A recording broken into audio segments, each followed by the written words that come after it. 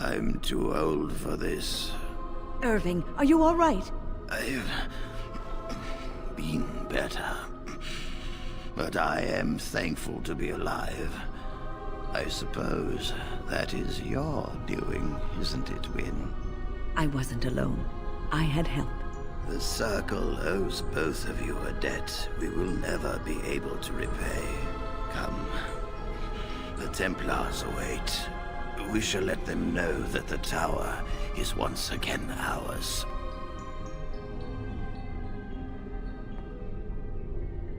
I'll need you to guide me down the stairs. Curse whoever insisted the Circle be housed in a tower.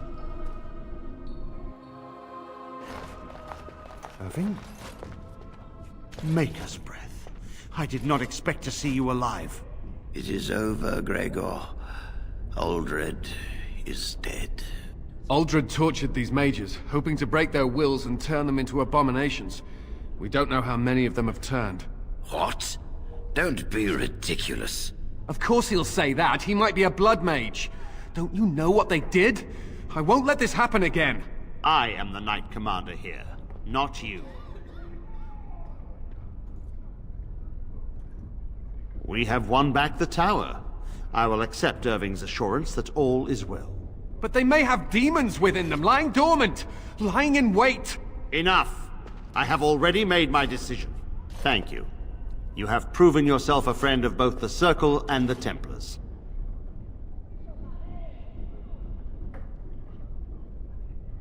I promised you aid, but with the Circle restored, my duty is to watch the mages. They are free to help you, however. Speak to them. Yes, Irving. For now, I will have to oversee a sweep of the tower. There may be some survivors, and we should do our best to tend to them. Please excuse me. And Irving, it is good to have you back. I'm sure we'll be at each other's throats again in no time. Here we are, the tower in disarray, the Circle nearly annihilated. Though it could have been much, much worse.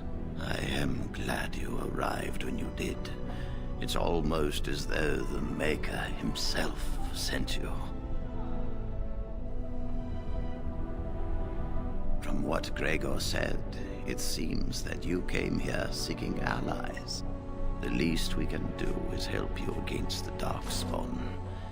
I would hate to survive this, only to be overcome by the Blight. Do not underestimate us.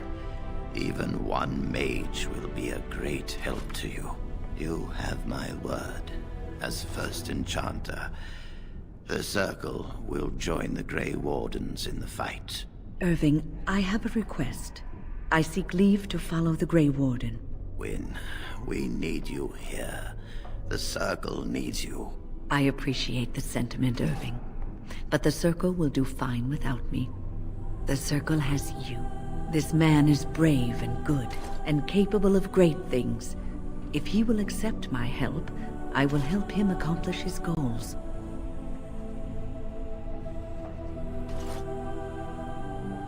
You were never one to stay in the tower when there was adventure to be had elsewhere. Why stay when I can be of service elsewhere? Then I give you leave to follow the Grey Warden. But know that you always have a place here. There is much to be done here, and I must go.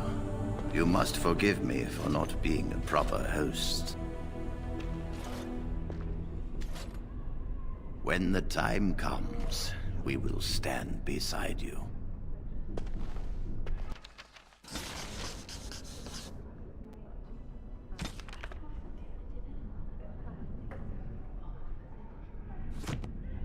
I wish I could have gone with them. To fight. What they said about Grey Wardens is true. You proved that. My men have scouted the tower. It's a mess, but the abominations are gone. You are very thorough. I'm impressed. I shan't keep you then. Farewell. My men have scouted the tower. It's a mess, but the abominations are gone. You are very thorough. I'm impressed. And I am thankful you arrived when you did. In no time? Doubtful. But it doesn't hurt to be optimistic sometimes. I shan't keep you then. Farewell.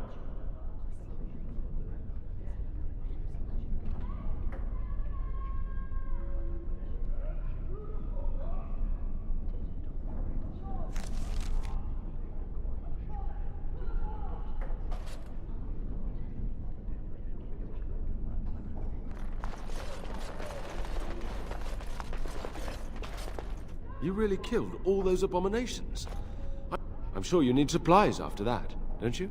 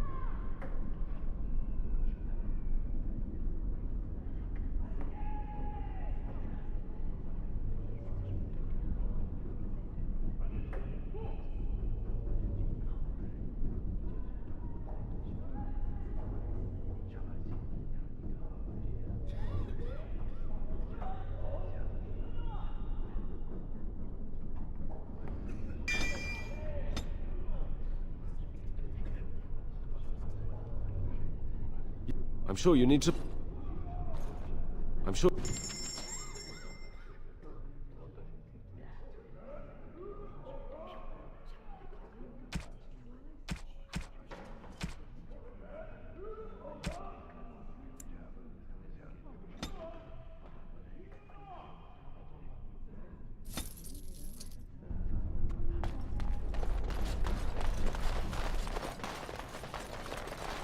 Do you... I don't know if I have the strength for another big battle. The Grey Wardens saved us. Fighting the Blight is the least we can do. True. The Circle has always played a part.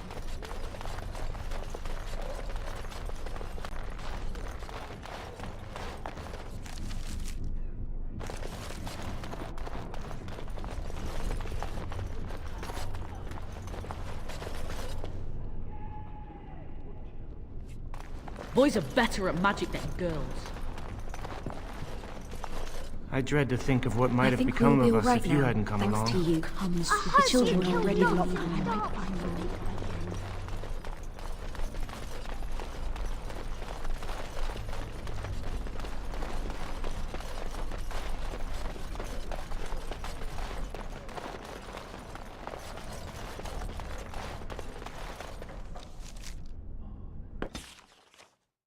I have been studying Mother's grimoire. Do you wish to hear what I have found? 'Tis not what I expected.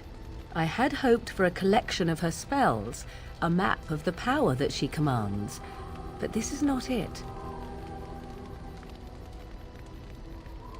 No, there is much of interest within her writings, things I did not know, and one in particular I would never have suspected.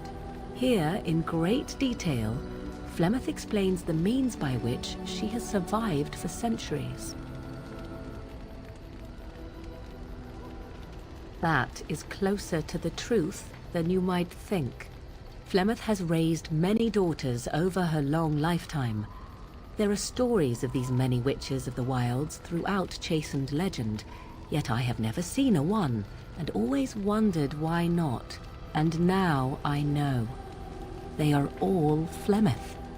When her body becomes old and wizened, she raises a daughter, and when the time is right, she takes her daughter's body for her own.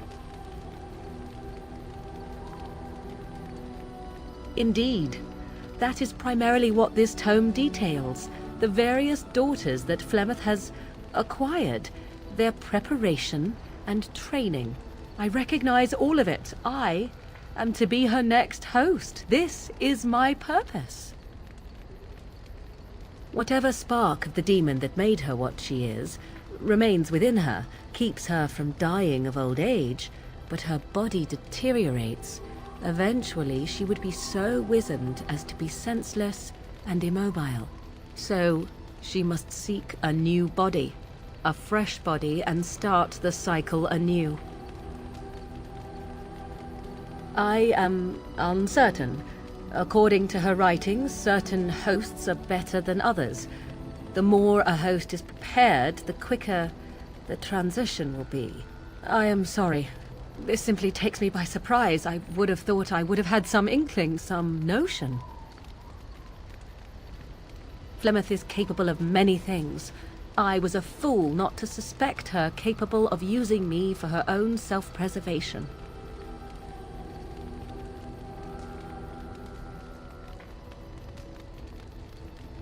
Do not be sorry. I am not. I am angry. There is only one possible response to this. Flemeth needs to die. I will not sit about like an empty sack waiting to be filled.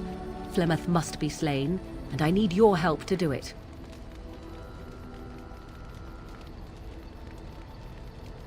It may seem so. If you think of Flemeth as a mother, think of her instead as an ancient abomination that intends to use her own flesh and blood to extend her life beyond all natural limits. She did not wish anyone to get a hold of this information, least of all me. Now I have. If I do not act on what I know, then more the fool am I.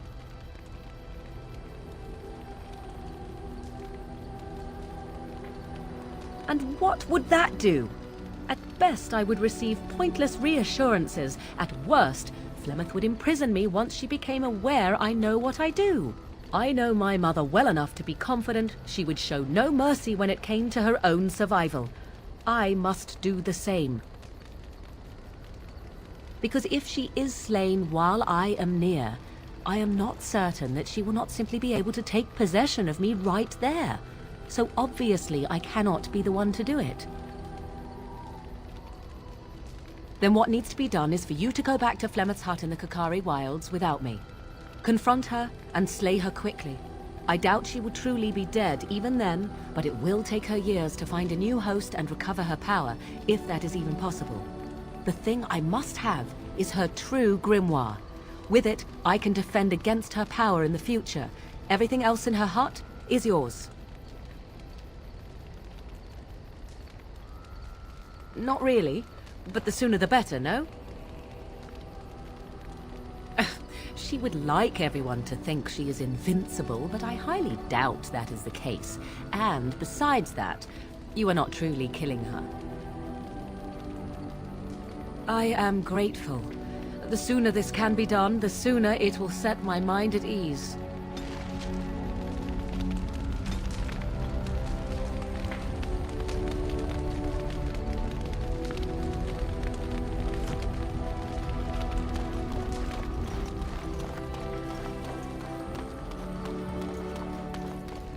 You called.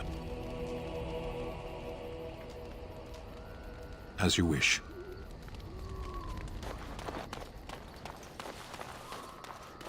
Enchantment?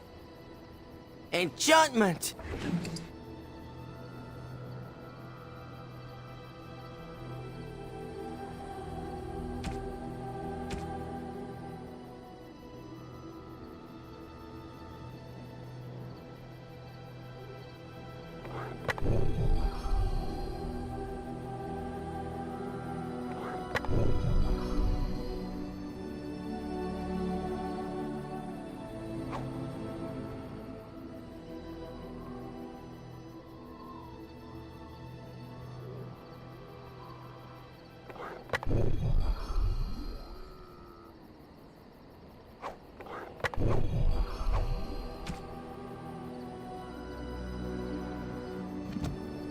If there's anything I can do for you, please, please tell me. Well, if you're really interested, I suppose it wouldn't hurt to tell you. I am originally from Orzammar, the famed dwarven city that lies beneath the stately Frostback Mountains. I was a merchant there, too. Merchant caste. These things are in the blood, you know. You can't just leave them behind. I ran a fairly successful business. Rare artifacts, you know. Old things, grand things. The nobles loved them. Reminded them of the lost glory days, I suppose. Our kingdoms once spanned the length of Thados, from majestic Orzammar to Kal Sharok to glittering Darmalin far to the west. They say the gold and silver veins ran so thick through the stone of Darmalin that the entire city sparkled. The Darkspawn took it all, of course. One by one, the old Tigers fell, and then all that was left was Orzammar. But we were talking about how I ended up here, weren't we? One day, a noble woman came to my store. She looked around for a bit and then started shrieking in dismay. Apparently, she believed that a pair of braces I had for sale once belonged to her brother. He'd been lost in a cave-in, you see, while on an expedition to clear out the Darkspawn from one of the tunnels running close to the city. They were made specially for him. They're unique, she shrieked. He stole them from my poor brother's corpse. She had me arrested on the spot, of course. Nobles, they're touchy like that.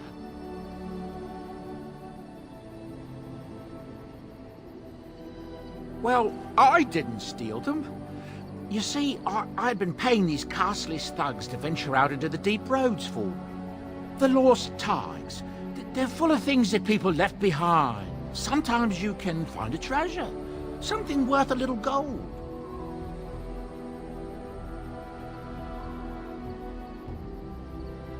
To the nobles it is.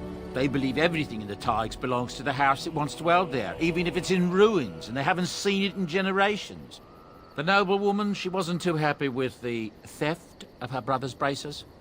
I don't know what they planned for me, and I didn't want to find out. Bribed the guard that was watching me and took off for the surface first opportunity I got. Never looked back.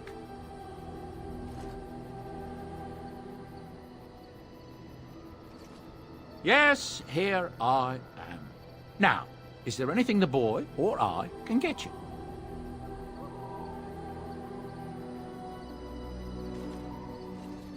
Look, we don't rob people, all right? We don't take things from people that need them. The things in the Lost Tigers, what good did they do lying there? I brought them back to Orzammar, where people could look at them and remember. It's not all that different up here. There are places long abandoned by the humans everywhere. Even more now with the Darkspawn coming. People flee from the Blight with good reason, but they forget things. Things with value and meaning. They leave them behind because they're frightened and desperate. And sometimes, my boy and I, we find our way to these places before the Horde descends, and we save these things. I take them away so the Darkspawn don't get them. Is that so bad? They destroy everything they touch.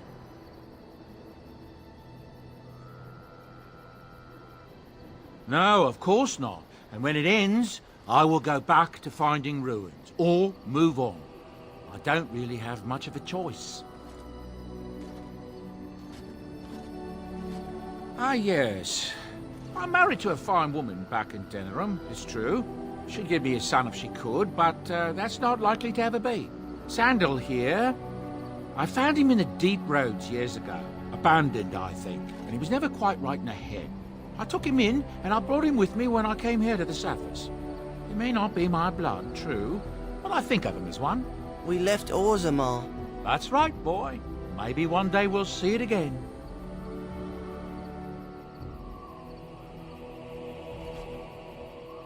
It's not as if I don't benefit, mind you. Turns out the boy's a natural working with enchantments. He might have even been lyrium-addled. I never thought of that before, to be honest. Happens sometimes. He can work an enchantment into just about anything, however, given some time. Could probably open his own shop, if he knew how. Enchantment. Well, he does seem to enjoy it, at least. I'm sure you'll be pleased with the goods my boy and I have collected, and with your discount.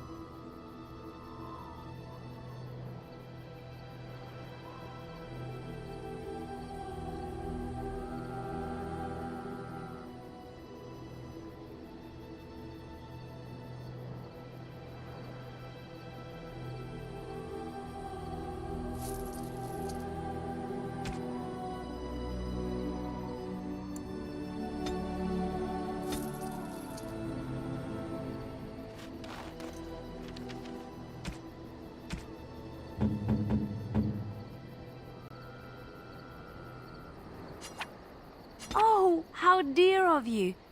Thank you so much.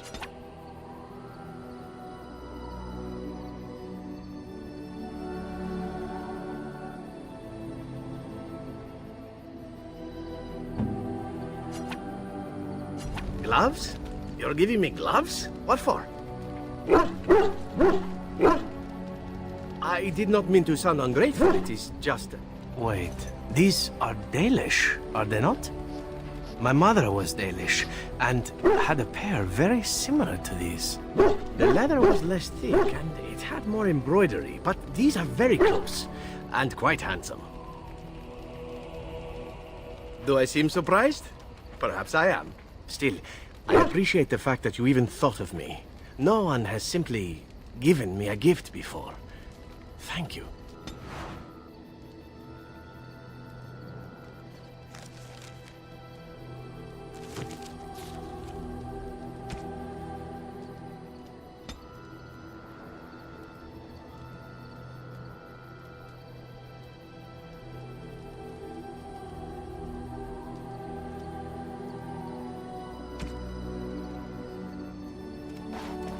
and your friends are formidable folk. Goodbye.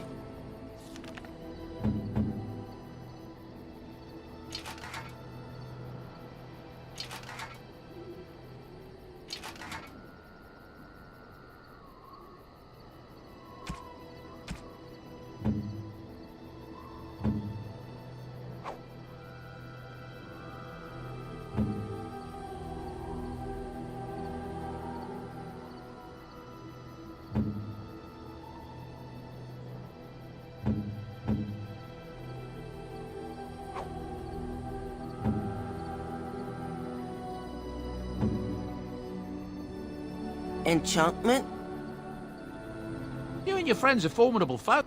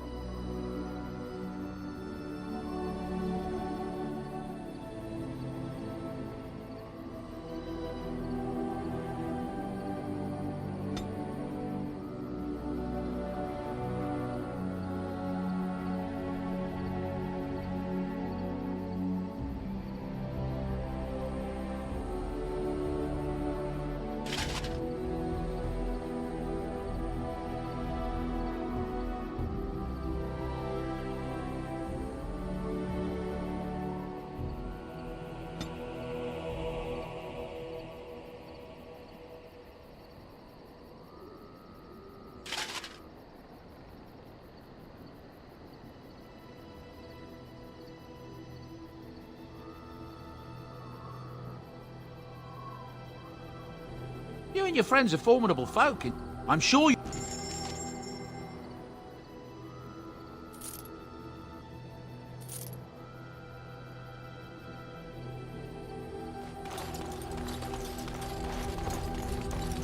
You called. Speak, then. Ours wear the faces of men. No. Even the most cunning emissaries of the Archdemon cannot pass for men. Darkspawn, abominations, plagues, and storms. Men are far more dangerous than these. One moment of betrayal can bring more ruin than an earthquake. You know this. They are Tal Vashoth. They say they are Grey Ones. True in the knowledge of themselves. They are gaping holes where men used to be. Nothing can fill them. There was a village in the mountains of Seheron. Farmers. They grew cinnamon and nutmeg trees in perfectly ordered rows. There would always be one person waiting, a foreman, a harvester, rank didn't matter. Often they would say nothing. Simply watch as we worked to examine the empty house, a new one each time, that had once been the home of a colleague, a friend. We always made a point of searching. Now and then a body would turn up in a river eaten by rain and crows. More often we found nothing. Even in the worst parts of the jungle, the villagers would send someone with us. to see the tiniest piece of bone or cloth.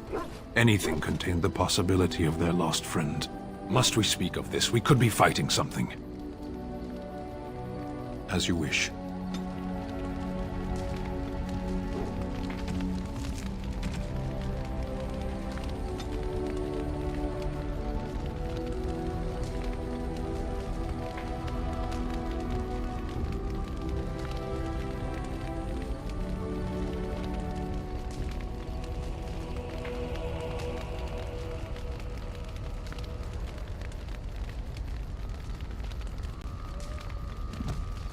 You called.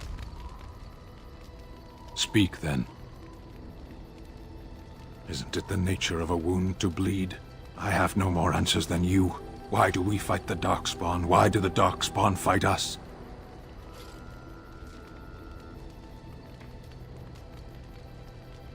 You are. Why do you fight?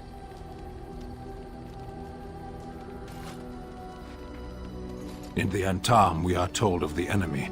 Assume he loves as you love, hates as you hate, and fights just as hard as you. It's a lie, of course. But does that matter? So long as you stand and believe you know your enemy. The Tal Vashoth wish us dead, and we wish to go on living. The point of our war is war. Very well. Undoubtedly, they've used it to kill countless people. Death is certainly a change. There are times when words fail. Very well. Then I suggest we move on. I am hardly surprised. To put it lightly, no one has a place here. Our farmers wish to be merchants. The merchants dream of being nobles, and the nobles become warriors. No one is content to be who they are. What does that accomplish? The farmer who buys a shop is never a merchant. He is always a farmer turned merchant. He carries his old life with him as a turtle carries its shell. Does it? It's also his weakness. If he stumbles and falls over, it pins him on his back. It is better to armor yourself with no more than what you need. One life, one duty. You can learn to find it in doing your duty, in serving your people. There is no need to search for it. Shall we move on?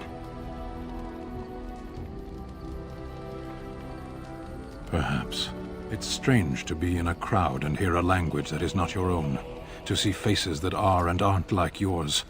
I miss the smells of Seheron. Tea and incense and the sea. Ferelden smells of wet dogs. True. I was trying to forget that part. Shall we move on? There is interesting food here. You have a thing. It doesn't have a word in the Kunari tongue. Little baked things like bread, but sweet and crumbly. Yes, we have no such things in our lands. This should be remedied. Shall we move on? Speak, then. Then I suggest we move on. I am hardly surprised. Very well. As you wish.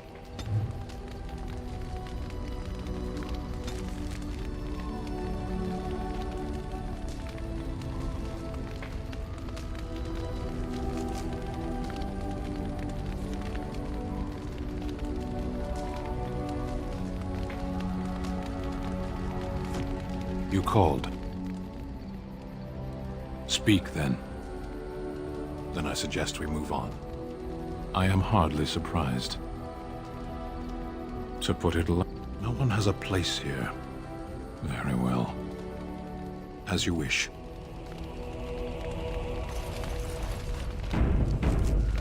What do you need? Ask away. Here I am. Oh, this should be good. Go ahead. Well, the Crows would have you believe that it is an involved process that takes years of training. The sort that tests both your resolve and your endurance. Survive that process and maybe, just maybe, you're good enough to start being considered one of them. But quite frankly, the truth is that all it requires is a desire to kill people for a living. It's surprising how well one can do in such a field. Now, it need not be thought of so crudely. We all do our share of murdering around here, don't we? An assassin simply specializes in striking from stealth, and in maximizing that first attack to be as lethal as possible. Debilitate your foe, either by poison or by crippling their limbs, makes any follow-up combat you need to engage in that much simpler.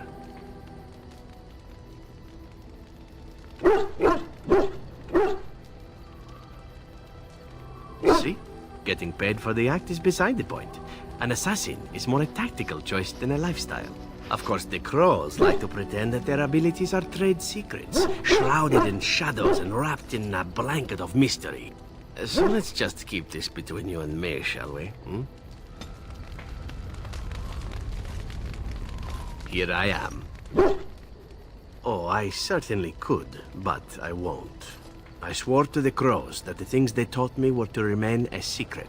And while, yes, they are already angry at me, I'd rather not push things, you see. If you are truly insistent, well, let me think about it. The crows are already angry at me, yes? Who knows? Here I am. Oh, this should be good. Go ahead. Well now, I imagine that's a very fair question.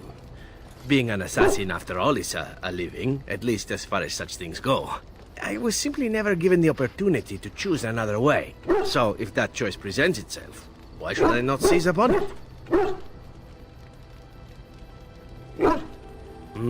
To be truthful, I didn't even know the crows existed when I joined them. I was but a boy of 7 when I was purchased. For 3 sovereigns, I'm told. Which is a good price, considering I was all ribs and bone and didn't know the pommel of a dagger from the pointy end. The crows buy all their assassins that way. Buy them young, raise them to know nothing else but murder. And if you do poorly in your training, you die. Of course. You compete against your fellow assassins, and those who survive are rightfully proud of it. In Antiva, being a crow gets you respect. It gets you wealth. It gets you women. And men. Or whatever it is you might fancy. But that does not mean doing what is expected of you always. And it means being expendable. It's a cage, if a gilded cage. Pretty, but confining.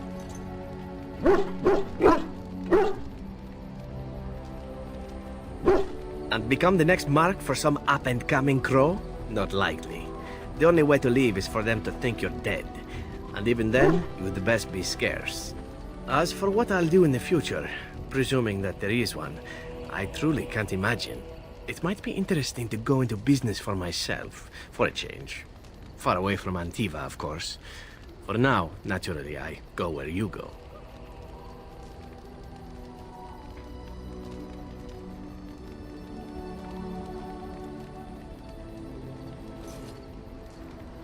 Everything changes, my friend. Come now, enough chit-chat. Talking about the crows summons them, you know. Any Antivan fishwife could tell you so.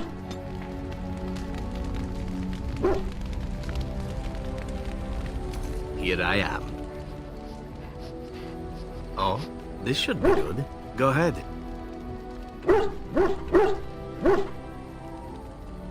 And why not? There are many things to enjoy about being a crow in Antiva.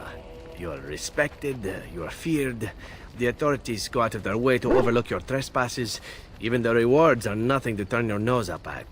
As for the killing part, well, some people simply need assassinating. Or do you disagree? Now there's an interesting word, innocent. How many men do you know who can claim to be truly innocent? But if you're talking generalities, such as children and relatives and bystanders and such, never on purpose. But it happens. It's unfortunate, but death comes to us all. If not me, then some wasting disease, or a fall down the stairs, or at the hands of a darkspawn. It's all relative in the end. Death happens, as we like to say. And when I get paid for it, death happens more often. As far as enjoying the act of killing itself, why not? There is a certain artistry to the deed. The pleasure of sinking your blade into their flesh and knowing that their life is in your hands. It is? Perhaps you are right. I've been told from time to time that I am a sick, sick man. Often in bed, oddly enough. There are many things I did not enjoy about being a crow, of course. Having no choice, being treated as an expendable commodity, the rules. Oh, so many rules. But simply being an assassin, I like it just fine. I will continue to do it if I can, even if I am not a crow. Honestly, could you picture me doing something else?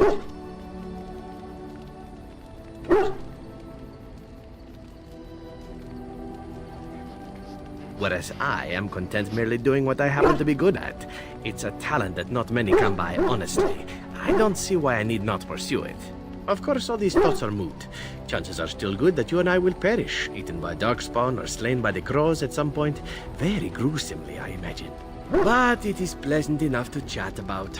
Come, let's move on while our boots still have some wear in them.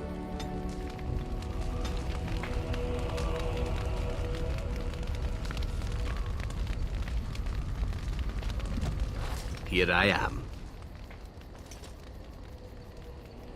Oh, this should be good. Go ahead. Oh, you wish to know about Antiva, do you? The only way to truly appreciate it would be to go there. It is a warm place, not cold and harsh like this Ferelden. In Antiva it rains often, but the flowers are always in bloom. Or so the saying goes. It's not really a matter of wanting to go back. I cannot go. At least not yet. I hail from the glorious Antiva city, home to the royal palace. It is a glittering gem amidst the sand, my Antiva city. Do you come from someplace comparable?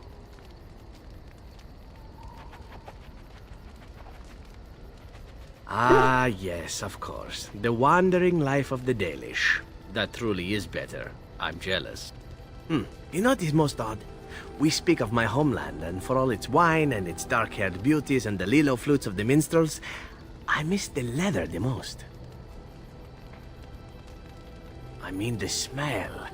For years, I lived in a tiny apartment near Antiva City's leather-making district, in a building where the crows stored their youngest recruits, packed in like crates. I grew accustomed to the stench, even though the humans complained of it constantly. To this day, the smell of fresh leather is what reminds me most of home, more than anything else.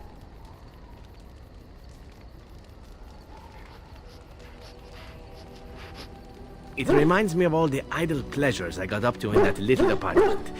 But yes, it's true, there is no accounting for love.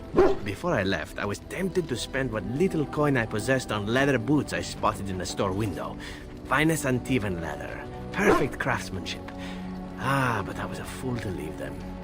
I thought, Zevran, you can buy them when you return as a reward for a job well done. More the fool I, no? Yes, and now here I am. One simply never knows what is to come next. How could I have suspected I would end up defeated by a handsome Grey Warden? A man who then spares my life? I could not.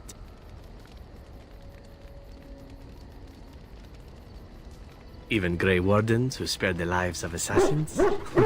Understood. Now, if it is all the same to you, I would prefer not to speak more of Antiva. It makes me wistful and hungry for a proper meal.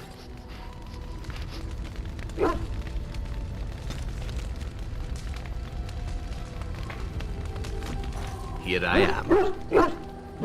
Oh, this should be good. Go ahead. I know little enough of the Dalish other than the fact that my mother was one, or so I was told. She had fallen in love with an elven woodcutter and accompanied him back to the city, leaving her clan behind for good. And there, of course, the woodcutter died of some filthy disease and my mother was forced into prostitution to pay off his debts.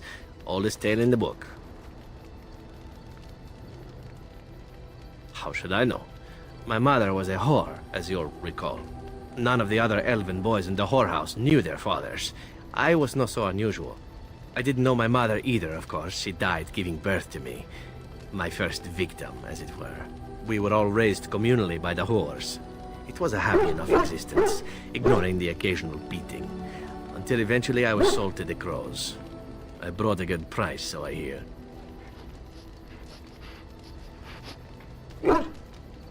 It could have been much worse. Shall I tell you about what happened to the other whorehouse boys who did not fetch a decent price with the crows?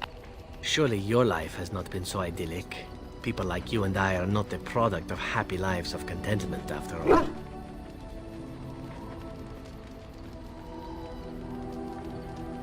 My original point is that my mother's Dalish nature was always a point of fascination for me.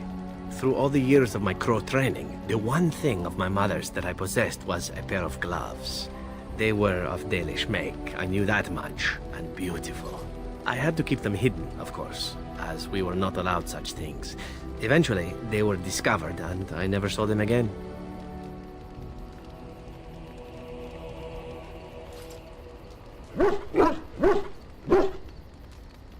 I don't feel anything about them. Oh, we heard about them in the city, even deep in Antiva. I even had the notion once to run off and join them. Naturally, the reality did not live up at all to the fantasies I had constructed as a boy, staring at those gloves. But such is life. Come, enough talk of the Dalish. Let us move on. Here I am. Oh, this should be good. Go ahead. Here I am. Oh, this should be good. What would you like to discuss?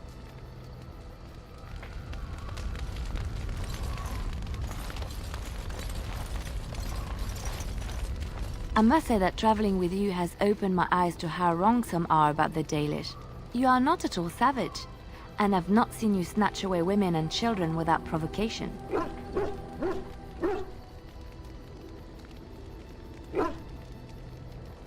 No, of course not. I am just saying that many believe such awful things about the Dalish. If my people were more open to interacting with yours, we could do away with such misperceptions.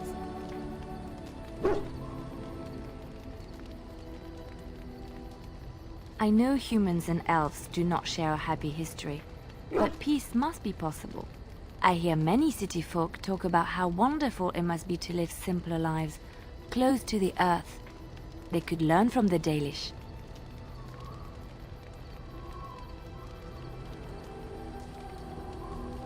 How marvelous that must be. I have met very few elves, and those that I have met were pledged to the service of Orlesian nobles.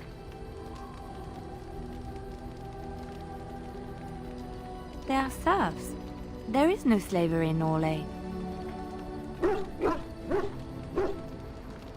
Elven servants are well compensated for their services. Some of them live richer lives than humans. A well-trained elven servant is highly valued in Orlais. They are nimble and dexterous, and many people find them pleasing to look at.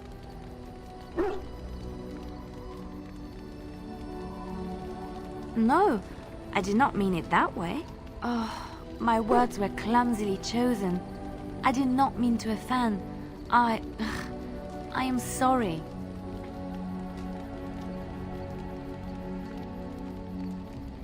Of course. I am sorry if I implied otherwise. Thank you. You have given me a lot to think about.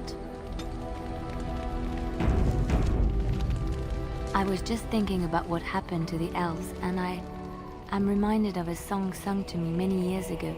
It was when my mother died, and this wise elven woman comforted me and told me that we shouldn't fear death or hate it.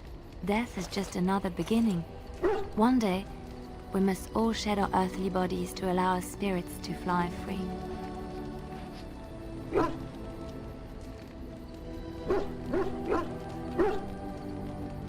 Then perhaps you know this song.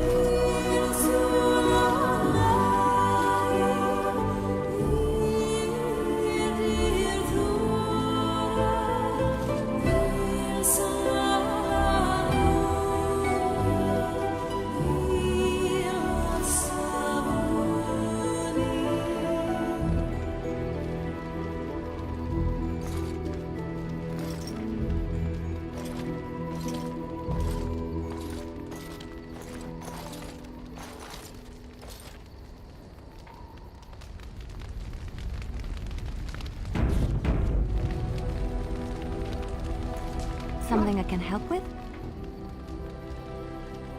Yes? What's on your mind?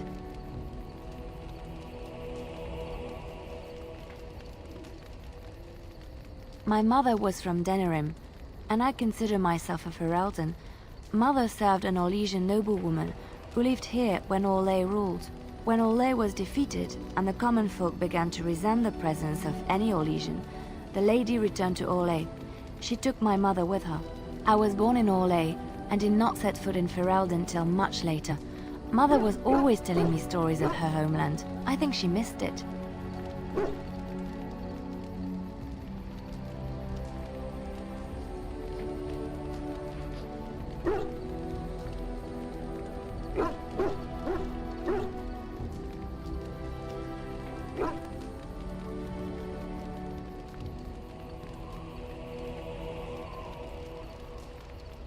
Mother died when I was very young. Lady Cecilie let me stay with her. I had no one else. She was quite old then, and she had me study music and dance to entertain her. It is unfair that I have more memories of Cecilie than my mother.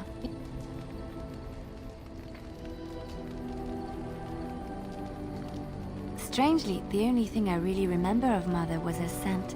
She kept dried flowers in her closet amongst her clothes. Small white Ferelden wildflowers with a sweet fragrance. Mother called them Andrastis Grace. They were very rare in Orlais. But enough about that. Let us move on. Something I can help with? Yes? What's on your mind?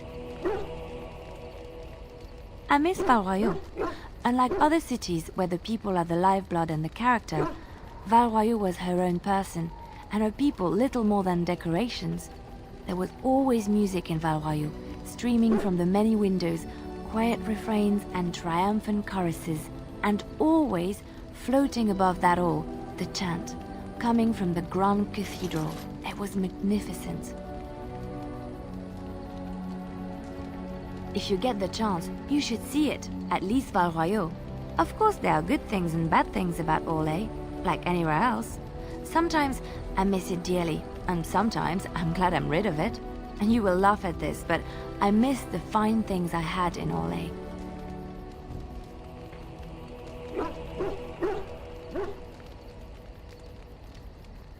I left behind much, leaving Orlais, but there is more to life than dresses and furs. It is sad that many have lost sight of this.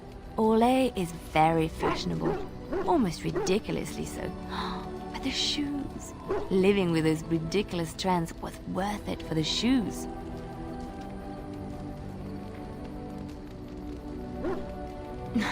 Well, yes, but that's not all they're for.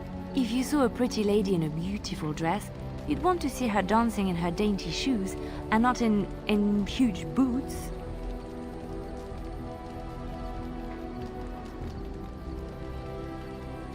Ugh, men. It seems women only dress up for other women because men don't care or notice. The shoes made in Orlais were exquisite. Not at all like these clunky fur-lined leather boots you have in Ferelden. Ugh, just look at them.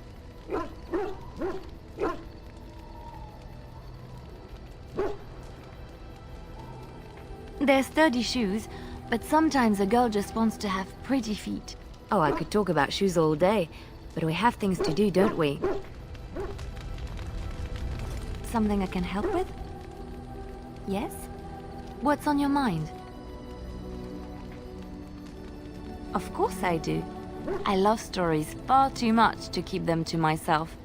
Everyone should be able to benefit from them, I think.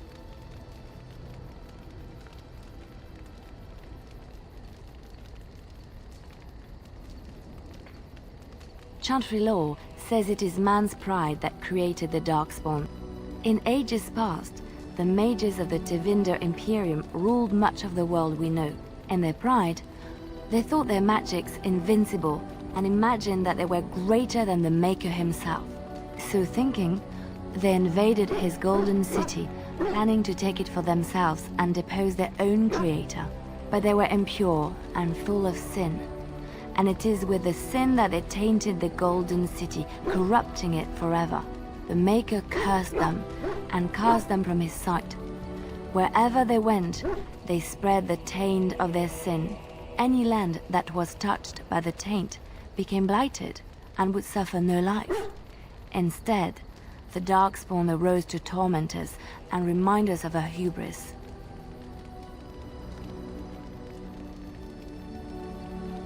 Of course, Orlesians enjoy telling stories.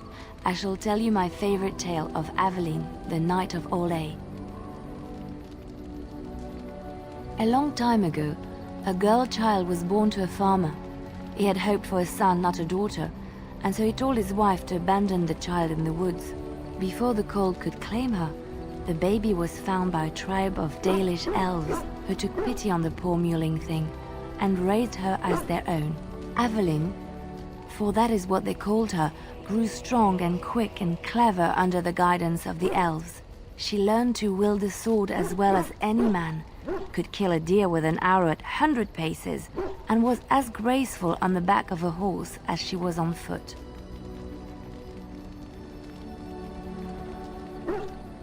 Aveline's Dalish guardians saw that she could easily best any Orlesian chevalier in battle, and wanted to show the cruel humans the child they had left to die.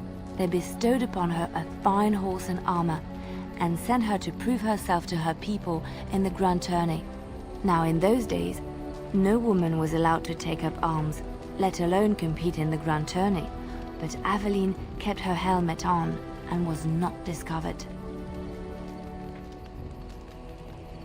Aveline won many events and gained the approval of the adoring crowd. Eventually, she came face to face with the knight Keleva in the Grand Melee. Aveline had already bested him in the jousts, and Keleva was determined not to lose a second time. Out of desperation to regain his honor, Keleva tripped Aveline and tossed her to the ground, ripping off her helmet as he did so. Silence fell upon the arena as Aveline was revealed.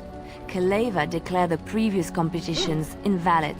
A woman had taken part, and this was not allowed. But the crowd cheered for Aveline. Keleva was furious, for he had lost to a woman and was now being shamed. Blinded by his rage, he forced Aveline to her knees. "Know your place, woman," cried he, and slit her throat.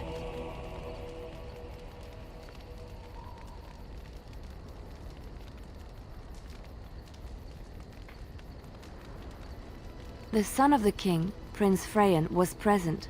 He recognized Aveline's skill and bravery and began to see the injustice done to the women in his land. When he was made king, he rewrote the laws of Orlais so that women could also become chevalier. He honored Aveline and knighted her after her death, and to this day, any female who is knighted reveres Aveline the Brave, for she is the patron of all women chevalier.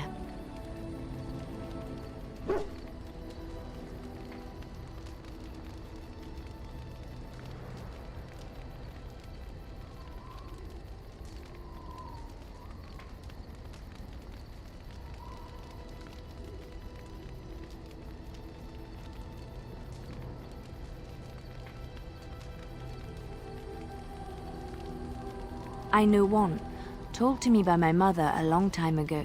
It always chilled me to the bone. Maybe you have heard of Flemeth?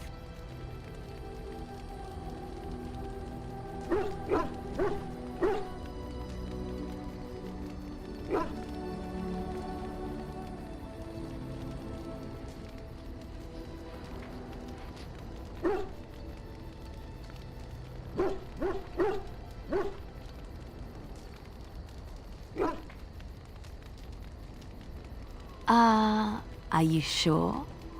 Was she the Flemeth of legend? Flemeth, the devourer of men? Flemeth, mother of witches? Flemeth, demon-touched, who dwells in the mists?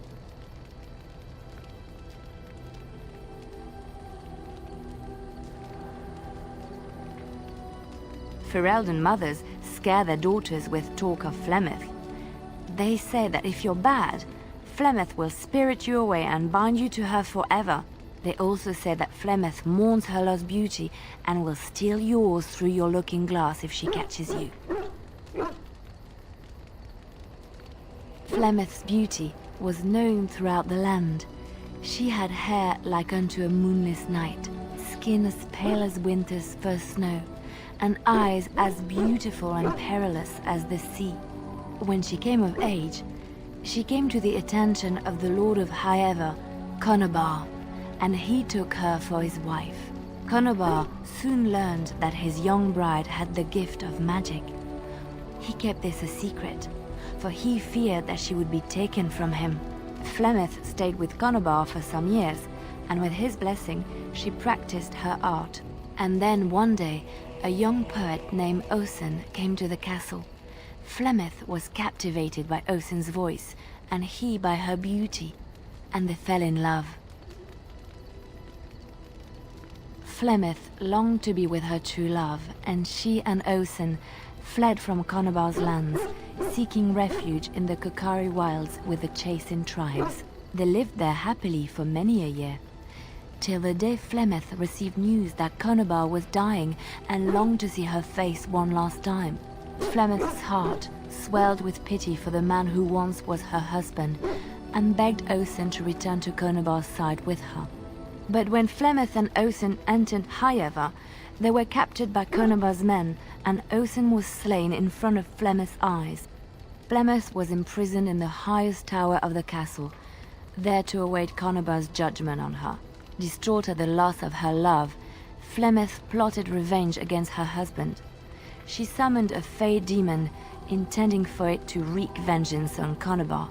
But a spell went awry. The demon possessed Flemeth. Turning her into an abomination, the halls of the castle ran red with blood as Flemeth slaughtered Conobar and all his men. The last of Flemeth's humanity melted away, and at dawn, she stole back to the wilds to plot and scheme for 100 years.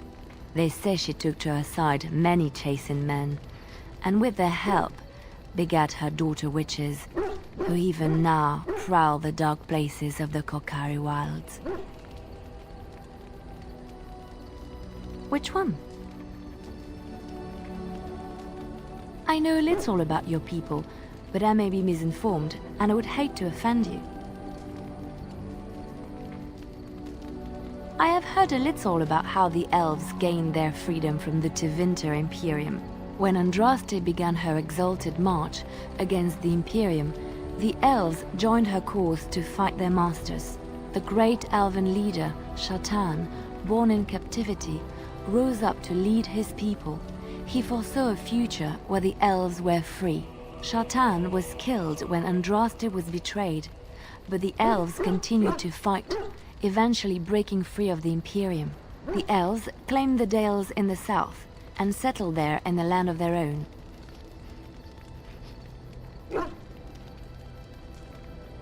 The elves lived in the Dales for centuries. They resurrected the worship of the elven gods and would allow the building of no chantry. This angered the chantry, and the hostility between the two factions finally broke out in open war. The chantry says the elves struck first, but I do not know whether to believe it. The chantry declared a holy exalted march against the elves, named for Andraste's similar march against Tevinter. During the exalted march of the Dales, the elven cities were sacked, and the elven state completely dissolved. Some of the elves bitterly accepted their fates and surrendered to human rule, living in the human cities as second-class citizens.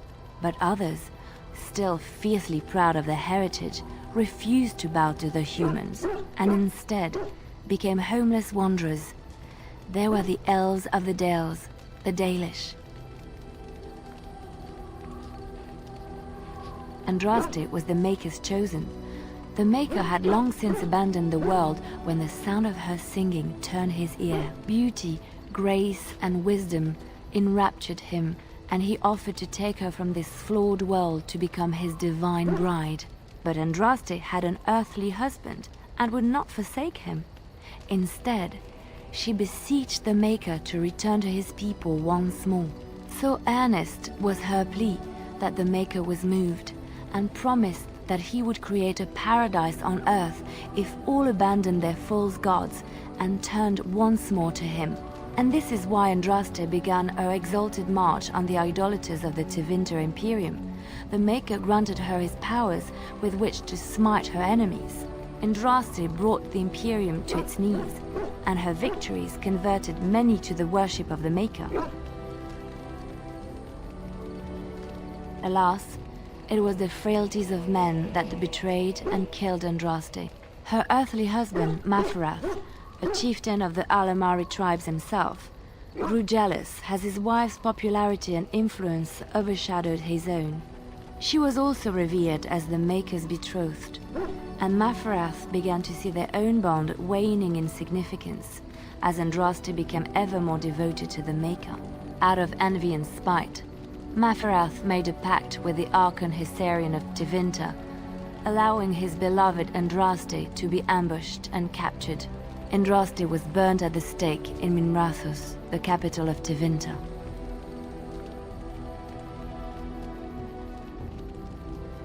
The Tevinter Chantry claims that in Andraste's last moments, Hessarian's heart softened, and he heard the voice of the Maker telling him to end her suffering. He plunged his sword into her heart, and as her blood washed over his hands, he became one of the faithful. Dissenters said that the Archon only converted because he could not stem the tide of Andraste's cult, and was forced to do so to stay in power. We will never know for sure.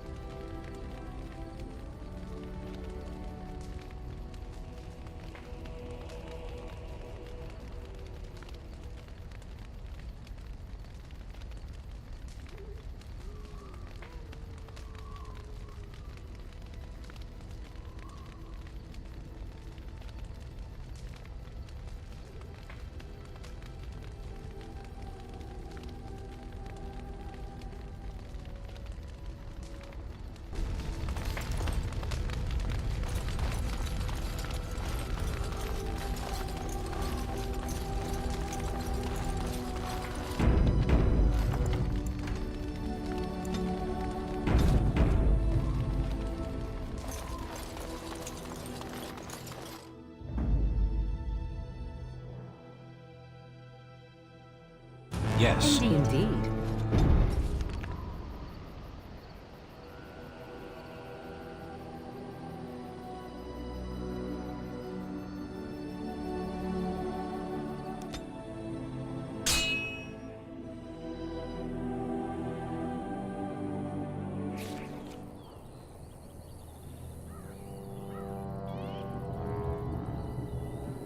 Sire, I have more news. Yes. Well, it seems that the fighting has gone Enough. exactly as you... I would like to know what you intend to accomplish, Father. Should we not be fighting the Darkspawn instead of each other? The nobility should be brought into line and then the Darkspawn defeated. This is no true blight, Anora. Only Kaelin's vanity demanded it be so. Beg pardon, sire. But blight or no, we may not have the manpower to face the Darkspawn soon. Kaelin approached your legions for support, did he not? Never! Marek and I drove those bastards out! Not roll out the welcome for them now! We need help, Father. We cannot deal with this crisis alone. Ferelden will stand on its own! I will lead it through this, Anora. You must have faith in me. Did you kill Kaelin? Kaelin's death was his own doing.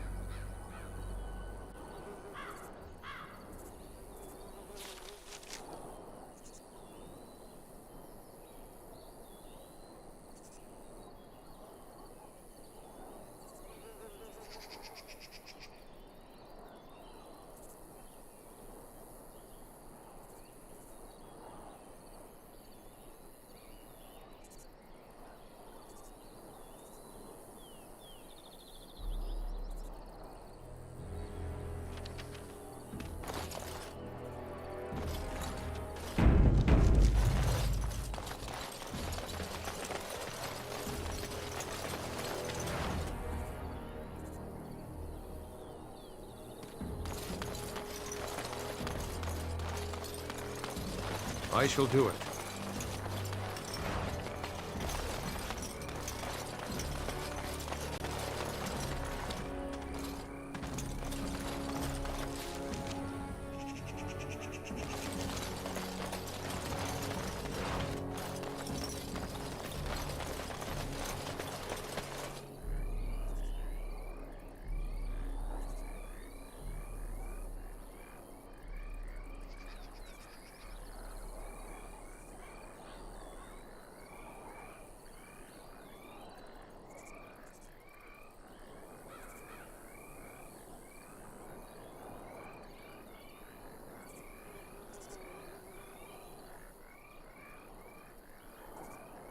Rough travels out here, eh?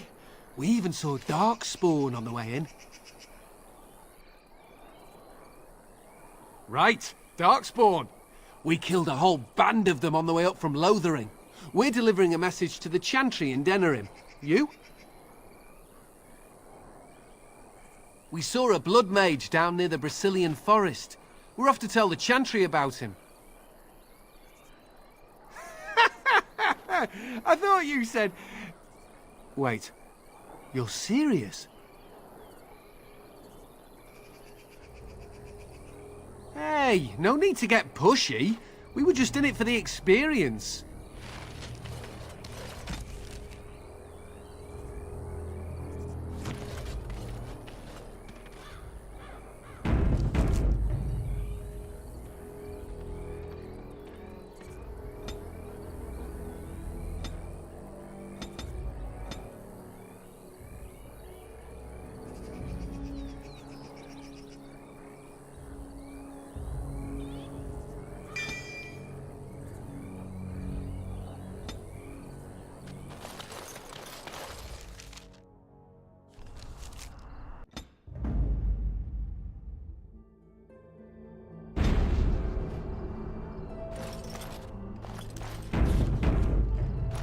Back off! I was here first. Why, you looking to buy one? Oh, is he? Well, that's... see, I'd like to sell you one, but I don't, have any myself. I got part of a glove the wolves didn't chew too badly, though. I think it was a glove, anyway. I know, don't say it, I got cheated. I knew the guy who was here before me. He sold me this spot. Said he found giants and all kind of crazy valuables. He didn't mention that he'd taken everything but the bones and the dirt already. His name's Ferrin. Squirrely little bastard, if you ask me. Which you didn't, but I said it anyway. He was going to Orzammar, he said. I imagine he's gotten there by now. If you find him, tell him I sent you. It'll scare the piss out of him.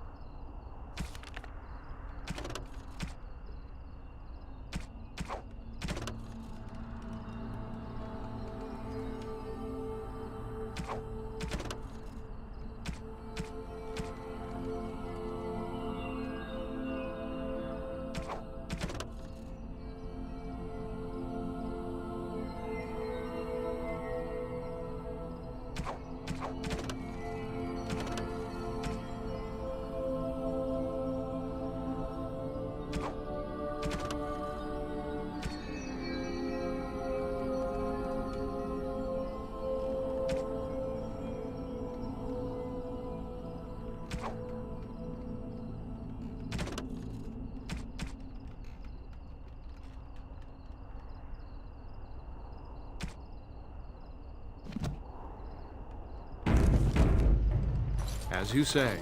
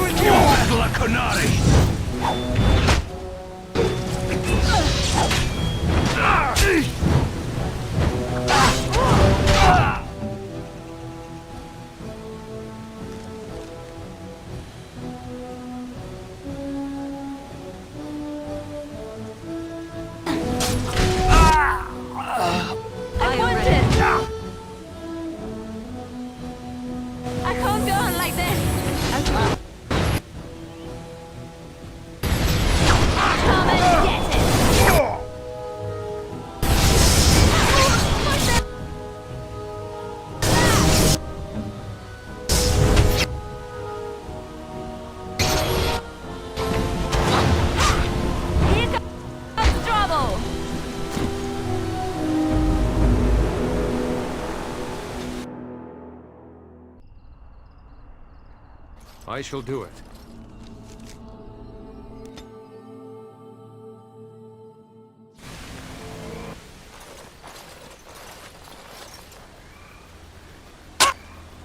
More enemies ahead!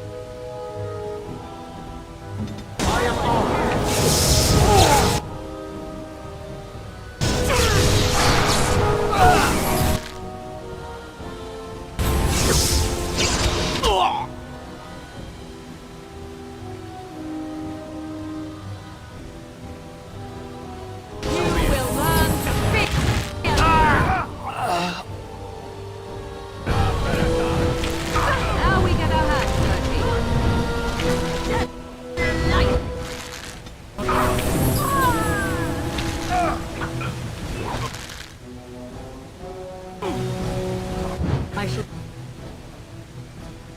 do it. Come! Let us end! There is no glory in bloodshed! Tis a good day.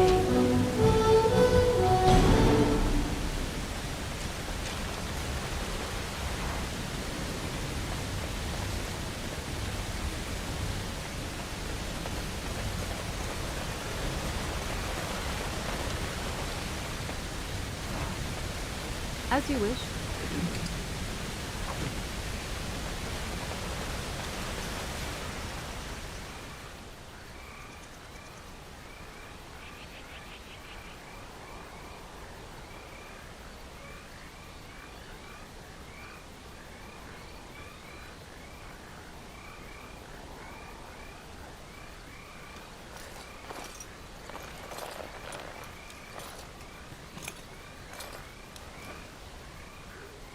Thank you. I didn't expect the band's men to notice my escape so quickly. I tried to hide here in the woods, but there wasn't time. And now I'm a dead man.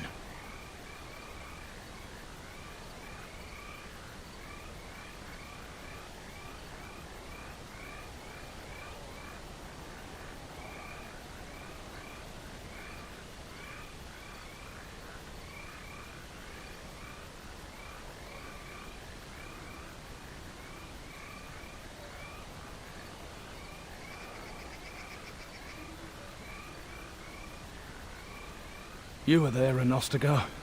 You know how things went. For me, it was either this, or die in some darkspawn's belly, or be hung as a deserter.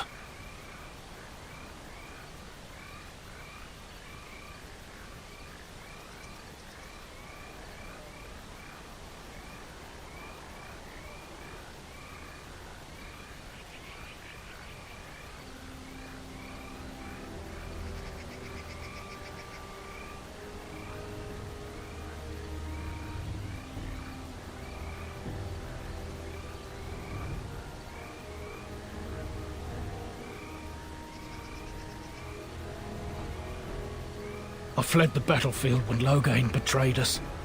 I abandoned my men and they died. And Cailan with them. He was my king, my friend, maker. All that time in Ban Loren's prison. And I couldn't stop thinking about all they suffered that one dark night at Ostagar.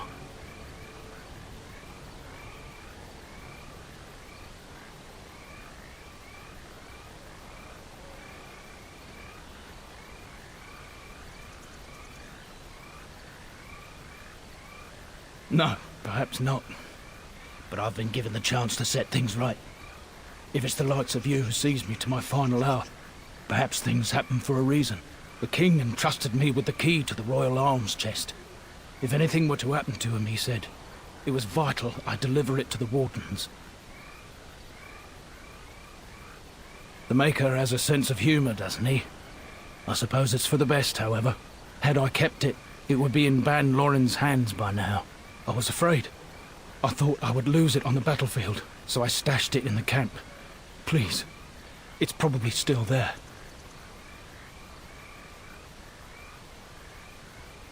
I hope not. Would they know how to work the lock, even if they did? The key's behind a loose stone at the base of a statue. I'll draw a map for you, so you'll know where to search. If you have any survivors of the battle among your companions, take them with you. Their memory of the terrain will serve you well. I'm only sorry I cannot join you. It is vital that the king's documents do not fall into the wrong hands. As for Marik's sword, it is too powerful to be pawed at by those monsters. Same for the king's other arms and armor. And if you happen to find Cailan's body, see it off. He was our king. He shouldn't be left to rot amidst the Darkspawn's filth.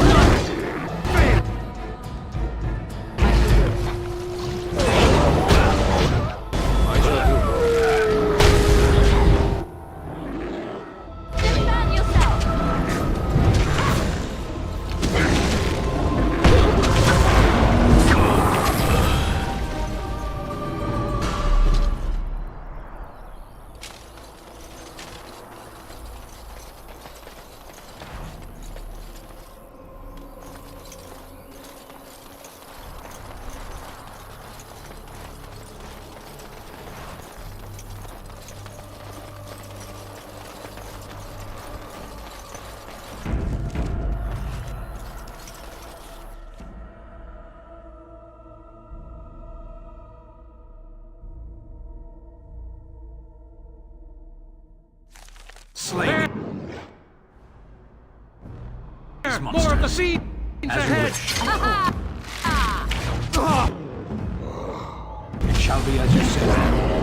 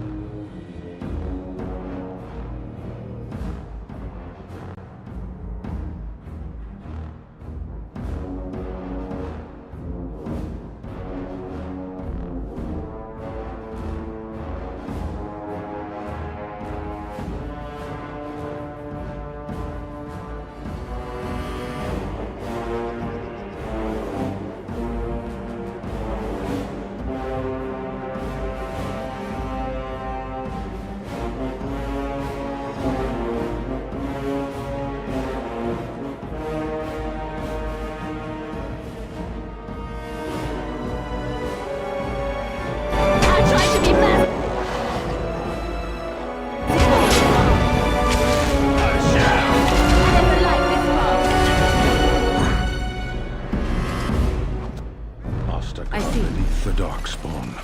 If you could not hold it, was it ever yours?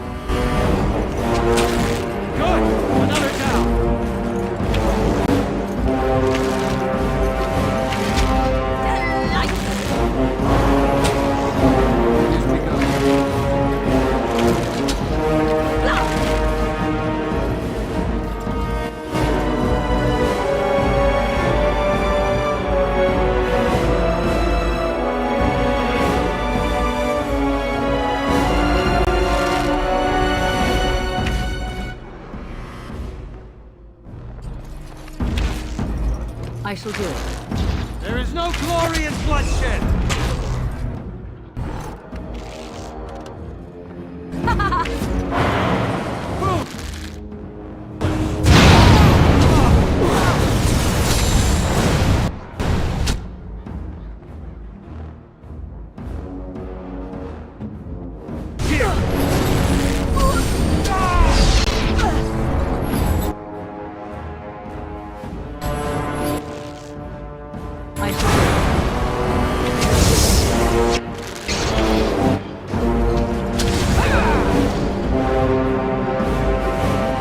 Like bandages.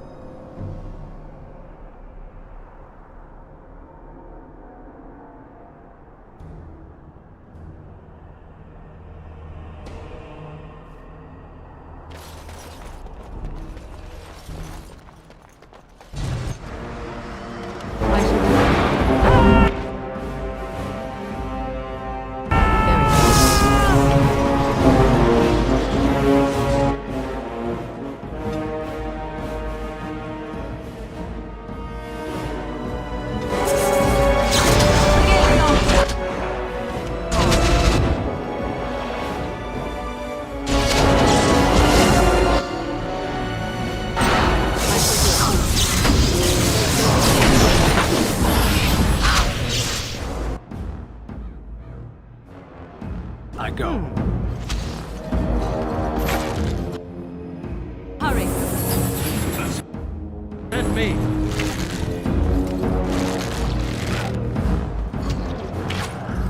Missed!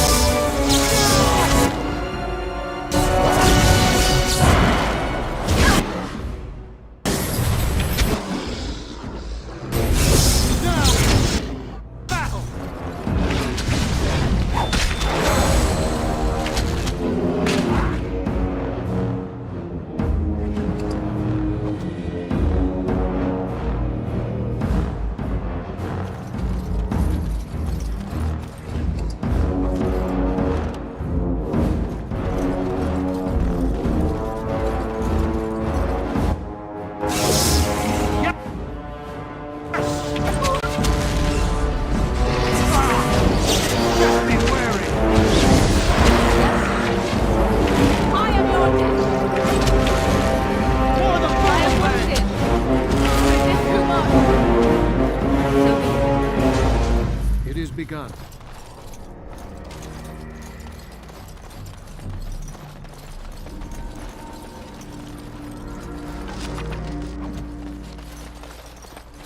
Very well. Allow me. I could do that for you.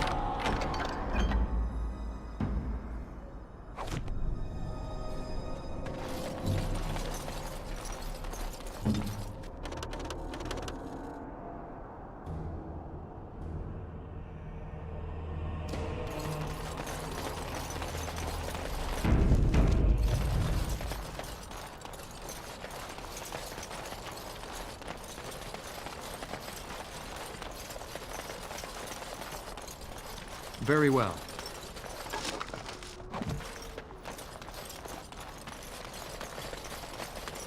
As you say.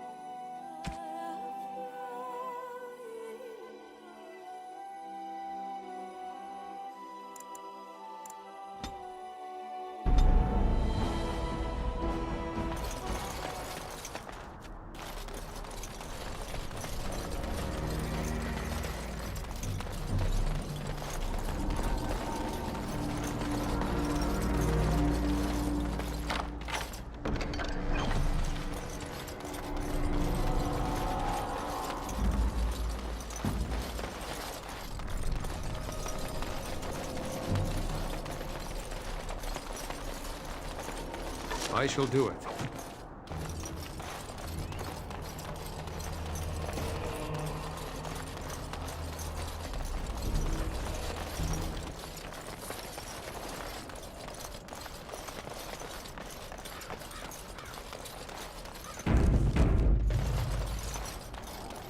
It shall be done.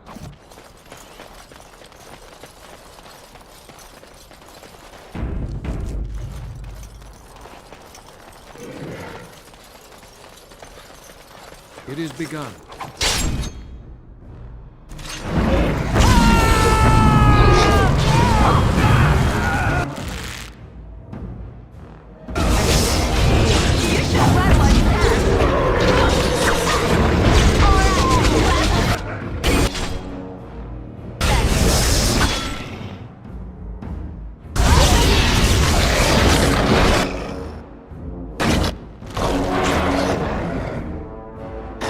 And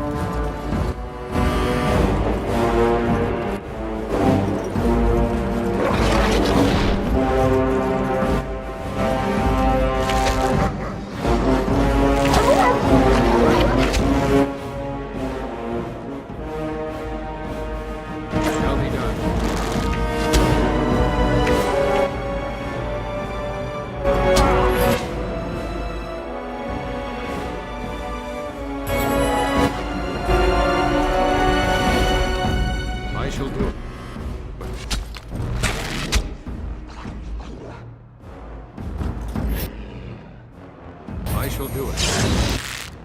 As you say. It is begun.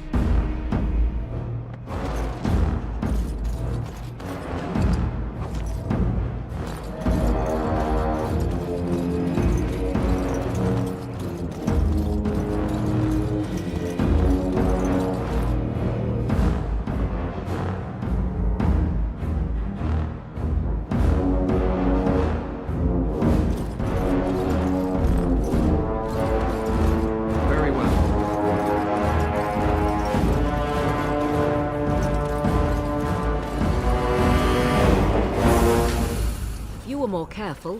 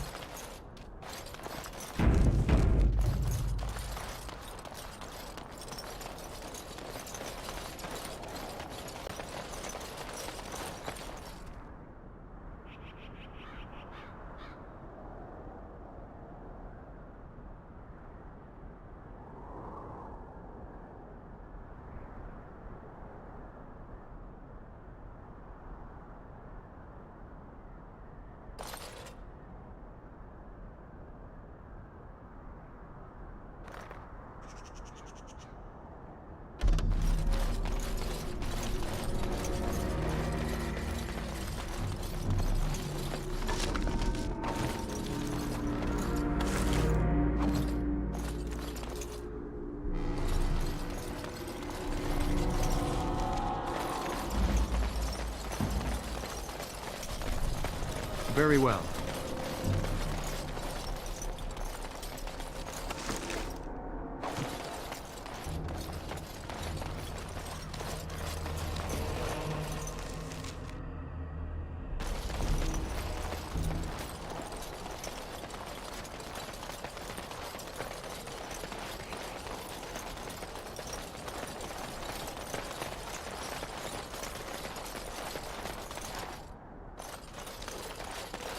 It is begun.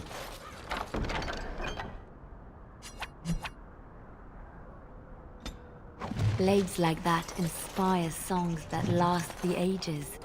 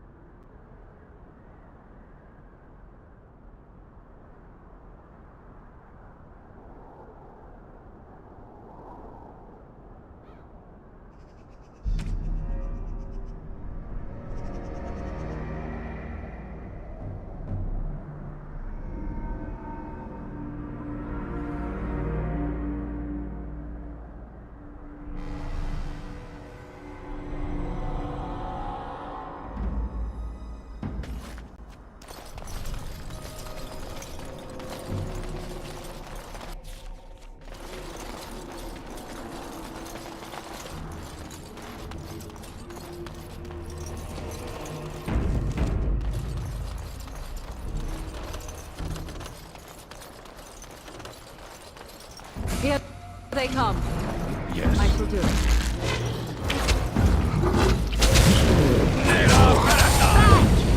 You forced our hand.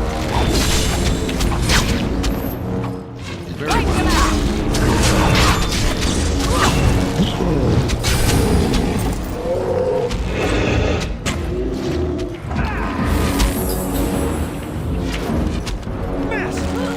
Begin the onslaught.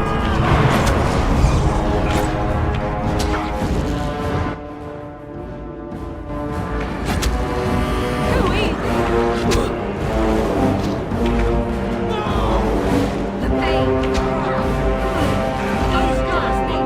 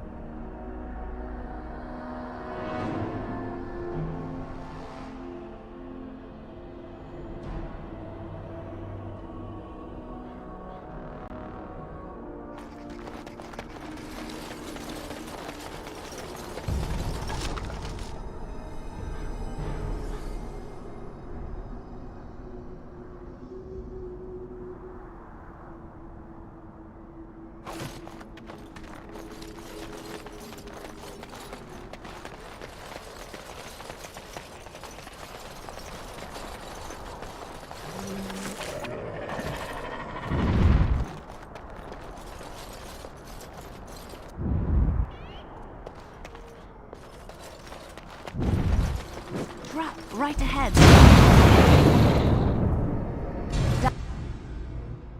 Dancon, straight ahead. Let us end this! No quarter shall be given!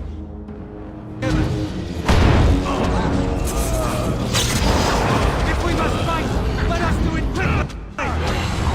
Very well.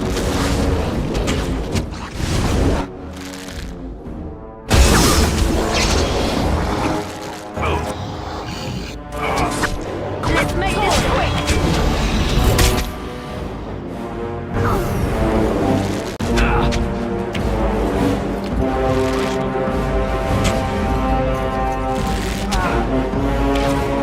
If we must fight, let us do it quickly!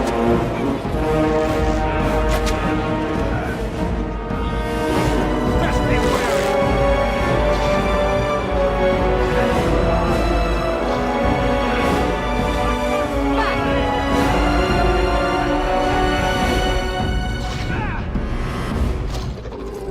It is too much.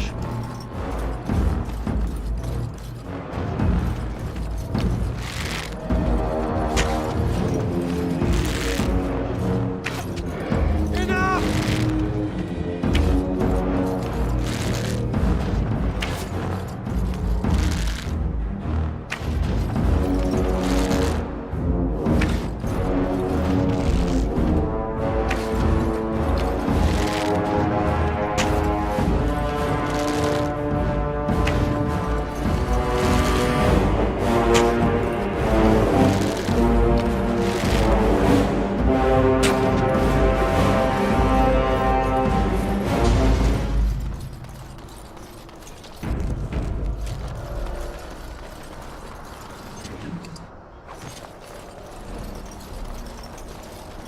As you say.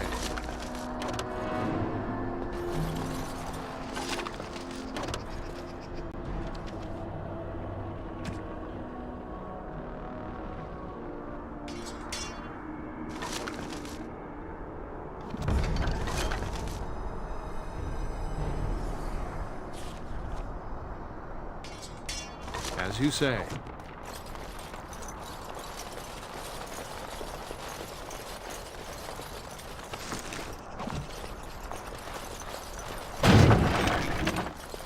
Your wish?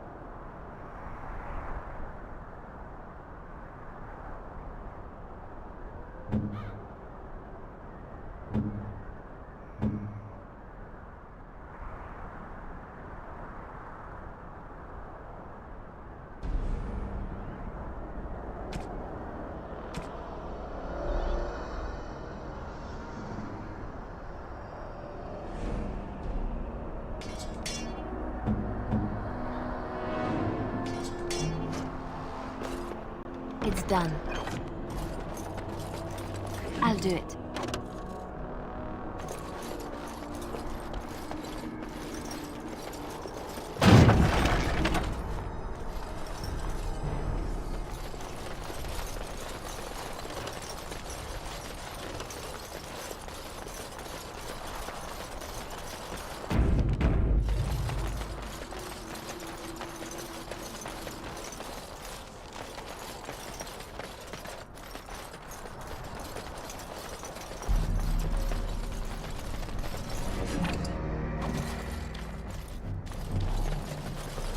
You called.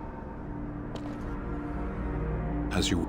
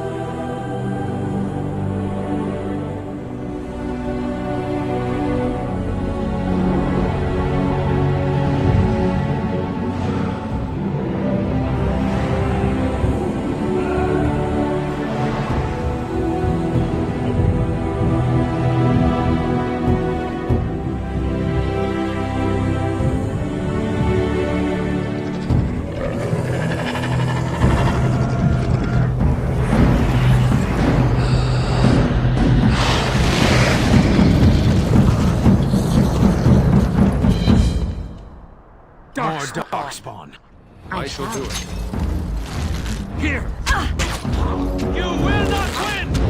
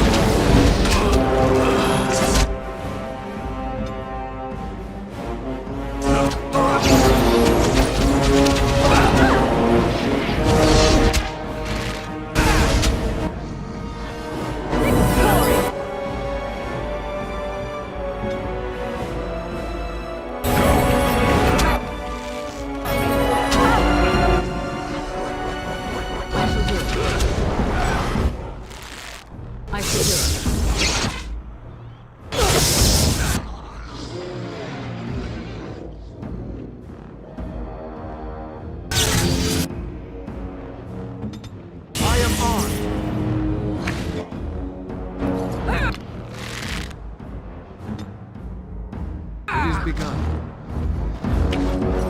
No quarter shall we give.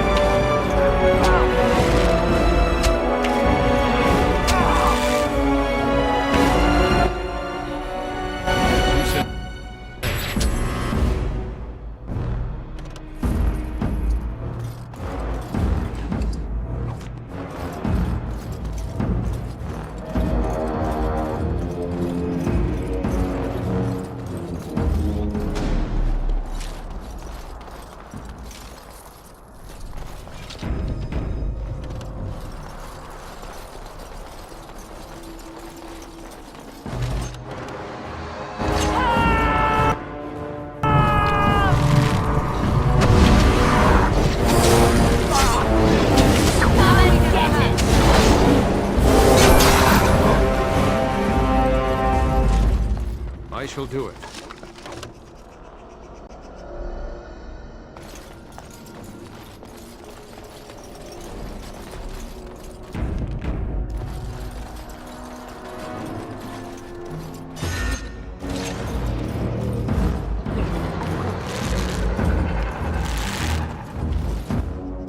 As you wish.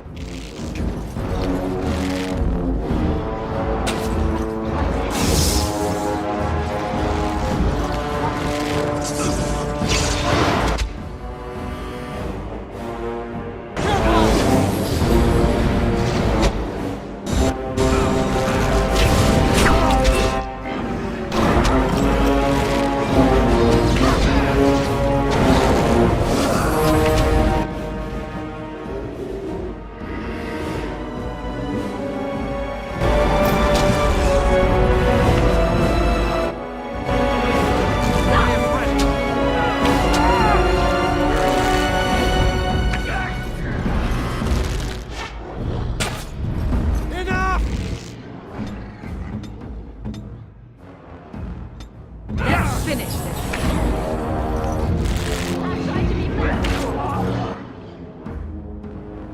It shall be done.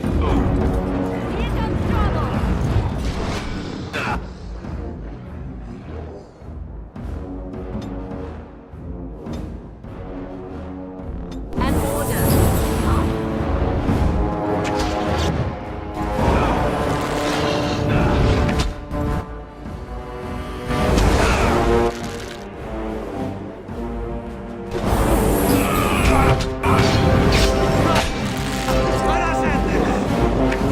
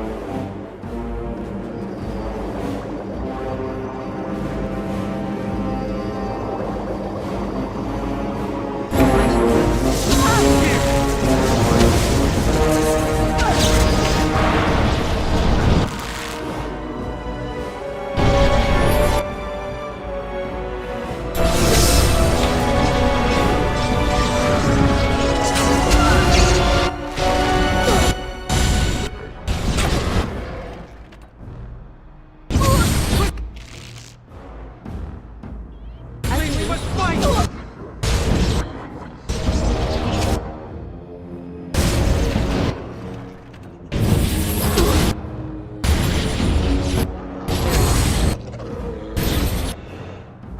You cannot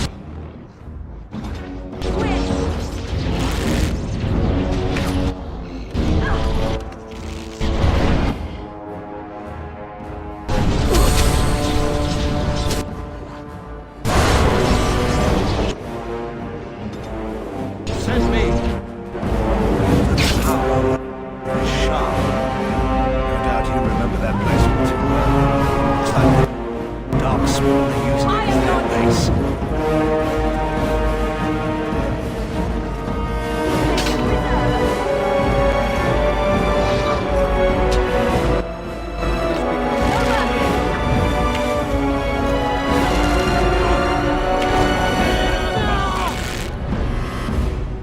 I go. As you say.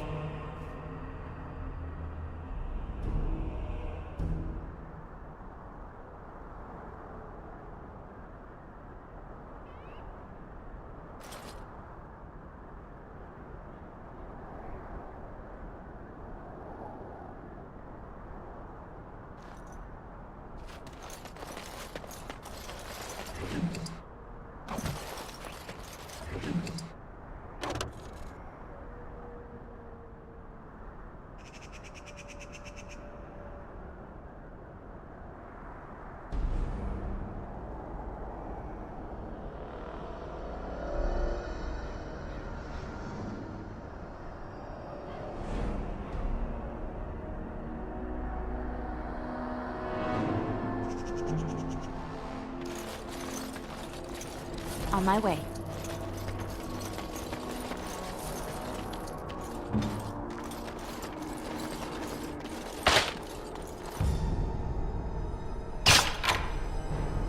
I shall. As you like.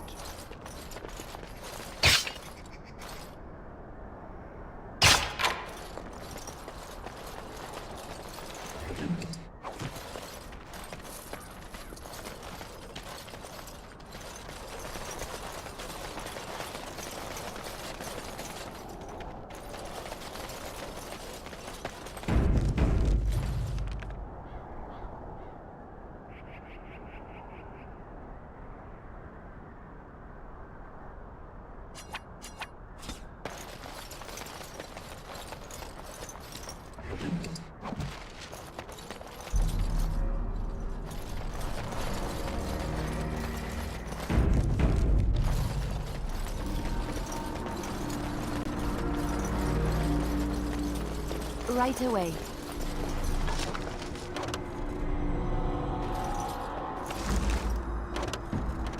Mm-hmm.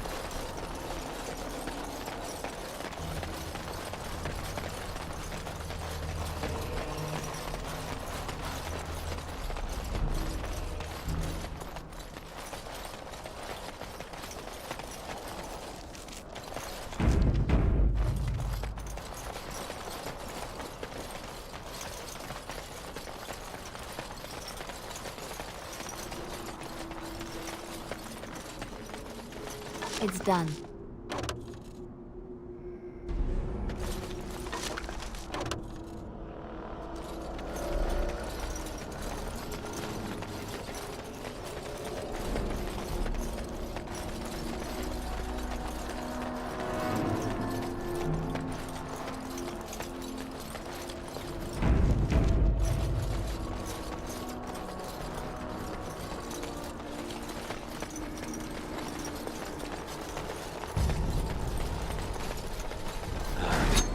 The enemy approaches.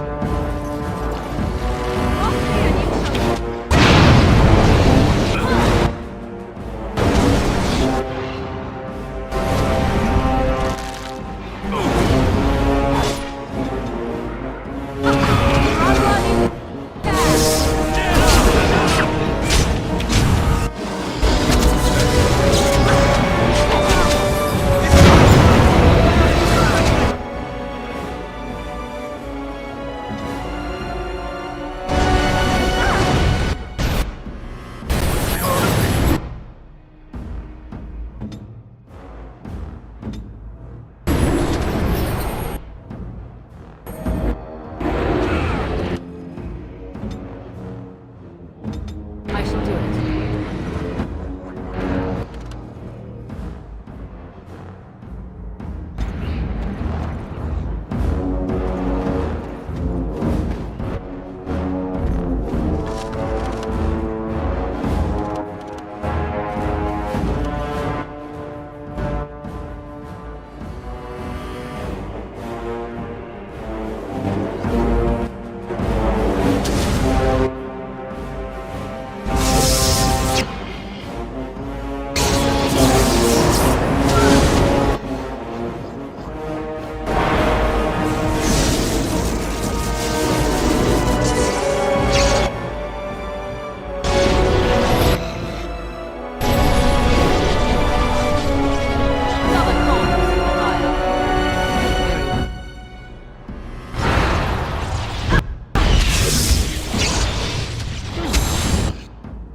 I see. I shall do it.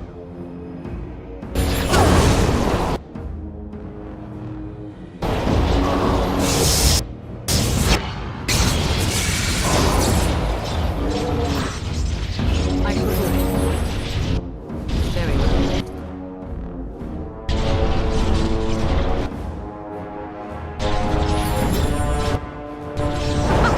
Run what you can!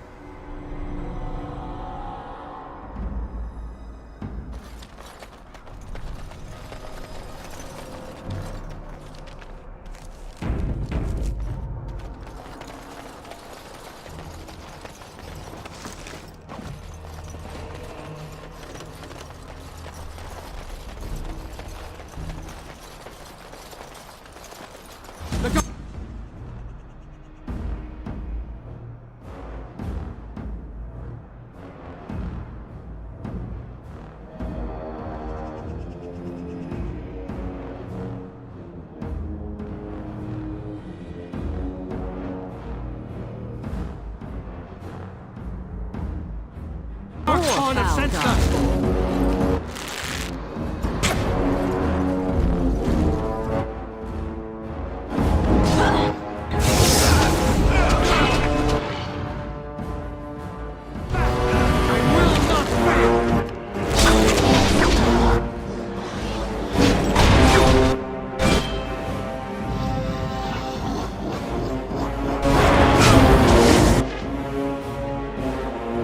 I see.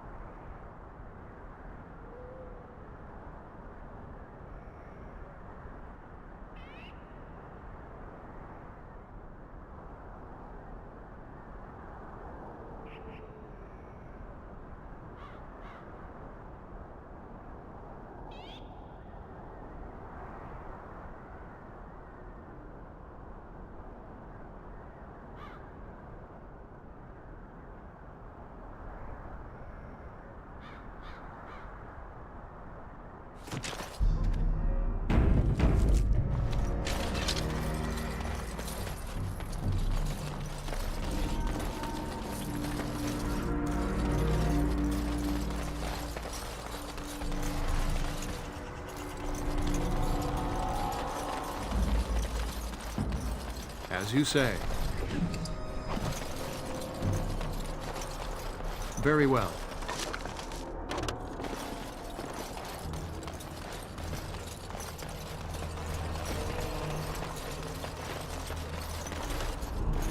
Allow me.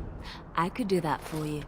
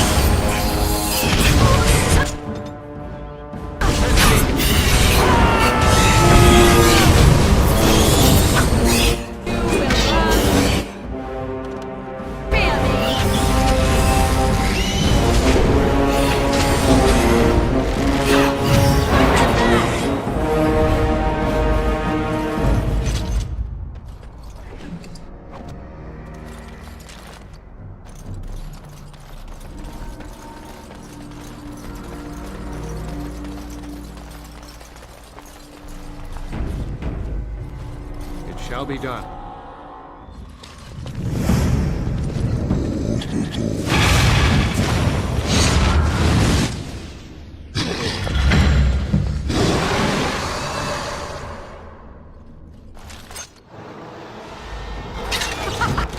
Run while you can.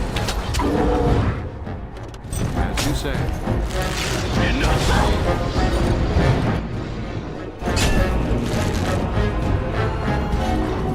Now we get our hands dirty. Alright, battle it is then.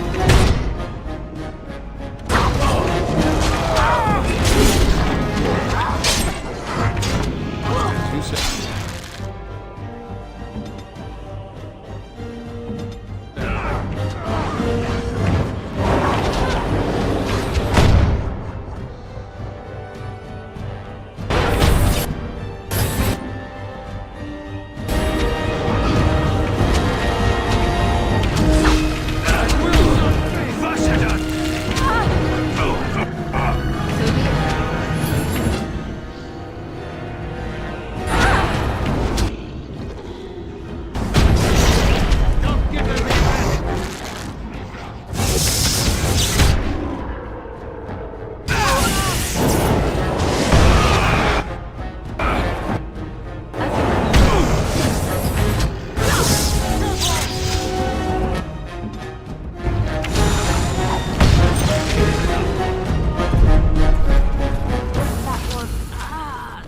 Pleasant.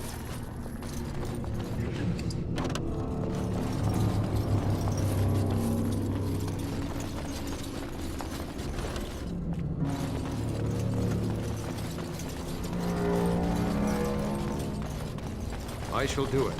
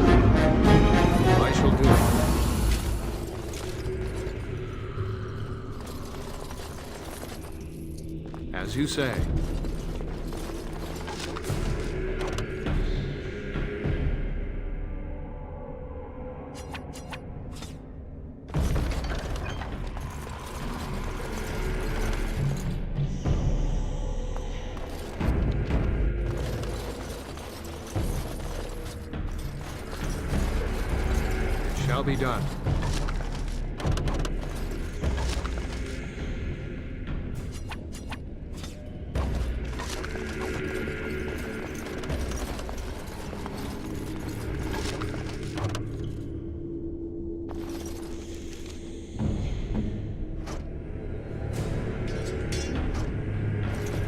Very well.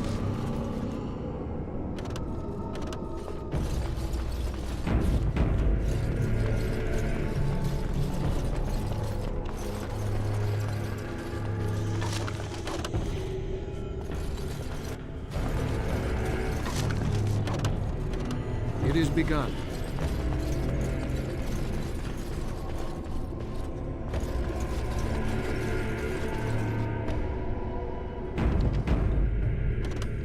Begun. I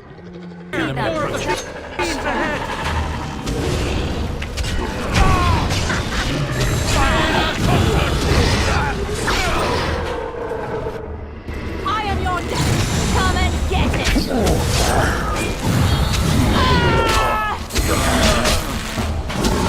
It's your time to die.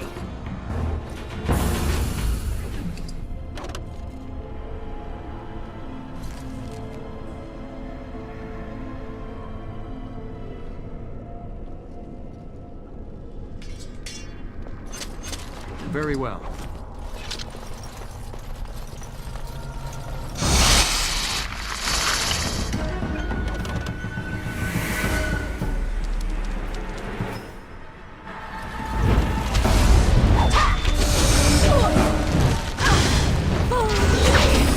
If we must fight, let us. I am hurt.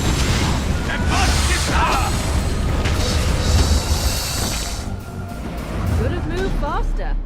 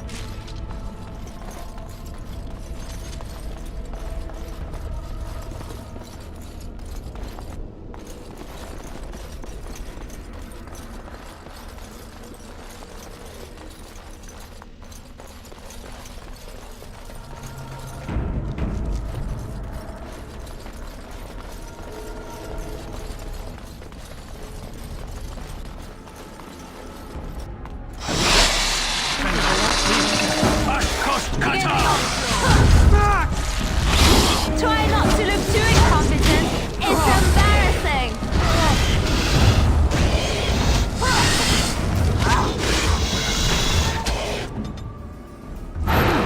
Oh, such a shame.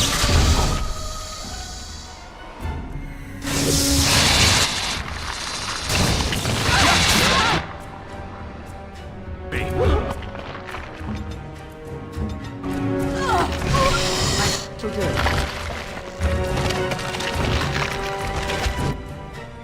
It is begun.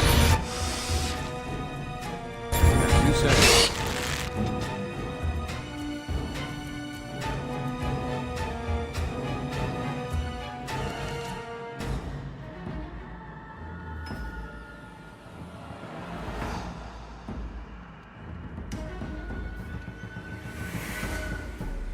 Not alone.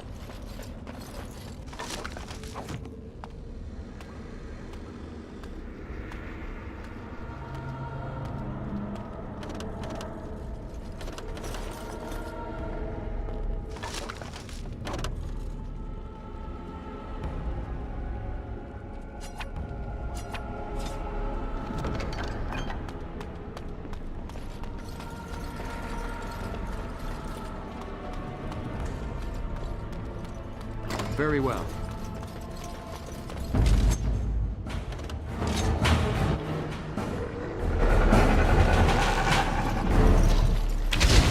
Is that all you got?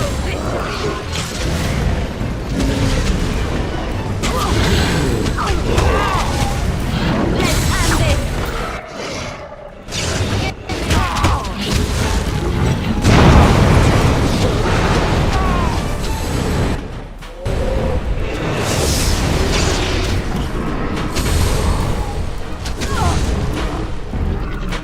So be it.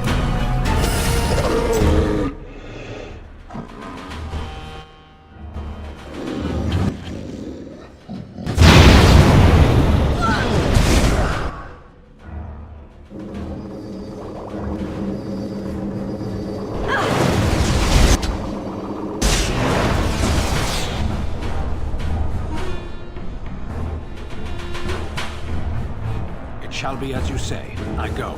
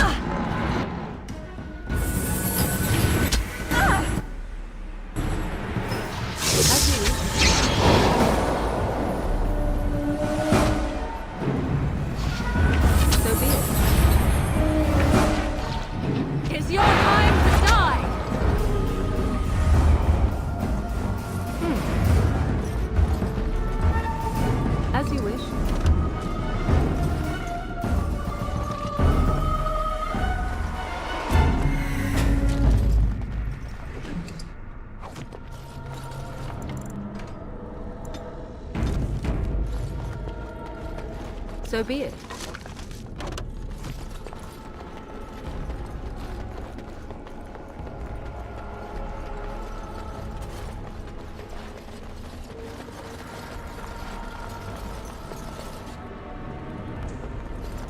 Here I am.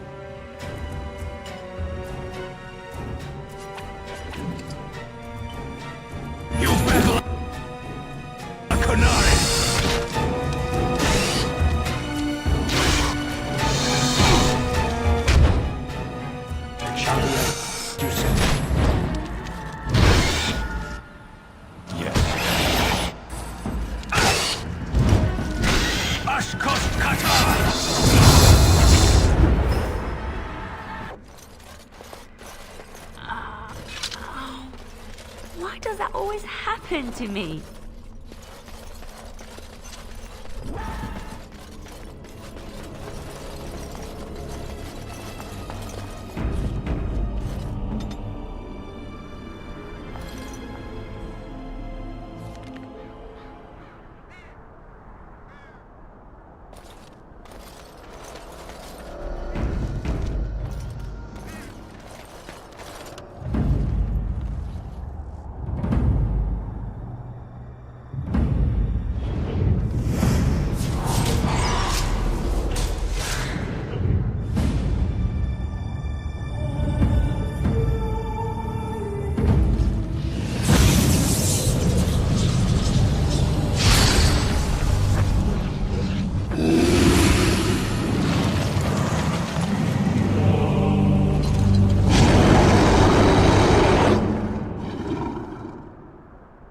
Here they come.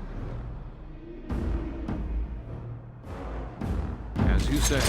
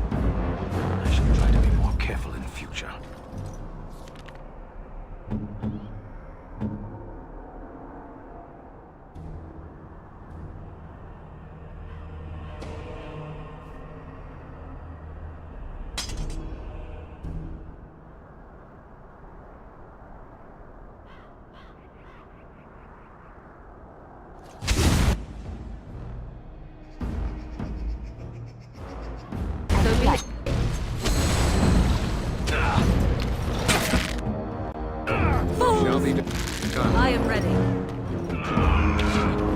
If we must fight, let us do it quickly!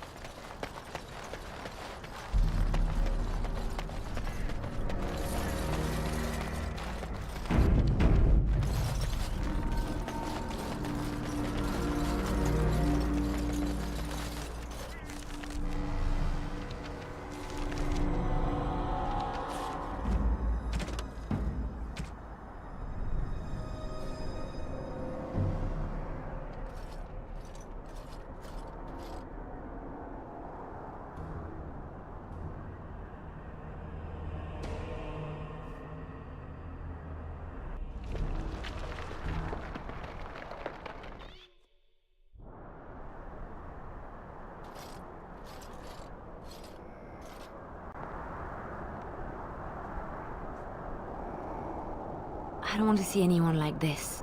This is what matters to so many? The wild places did not mark his fall.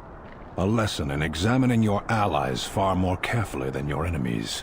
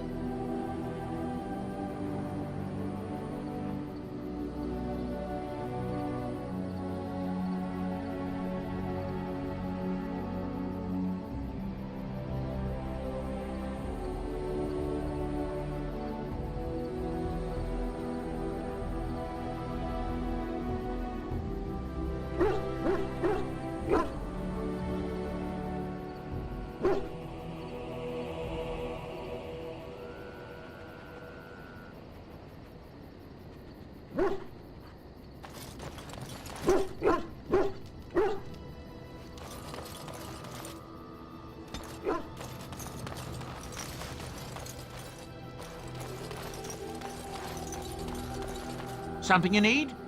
I'm sure either my boy or I can help you out. I'm sure you'll be pleased.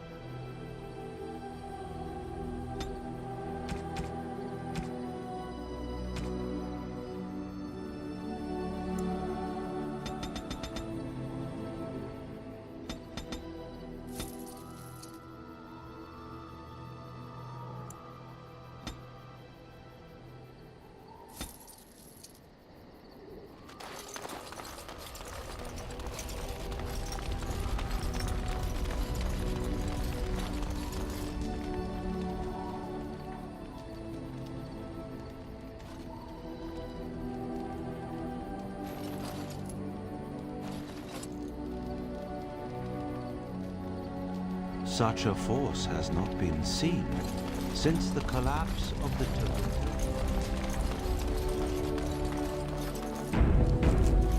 It is begun. Indeed. Yes. Yes.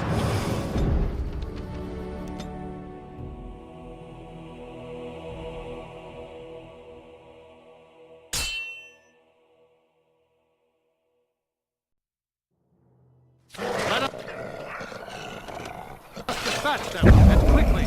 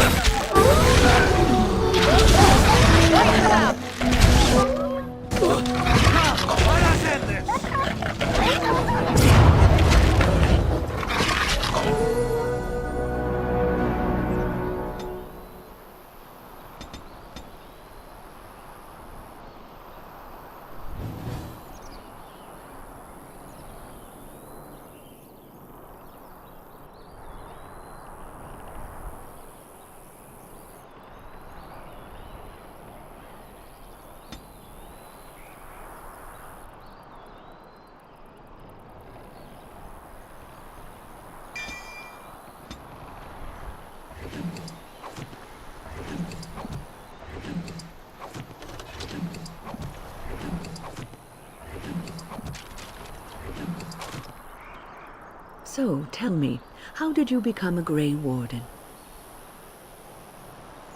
Then you became a Grey Warden out of necessity. But Duncan must also have seen something special in you. The Order does not take in recruits just to save their life. You must be proud to be able to represent your tribe and the Dalish as a Grey Warden.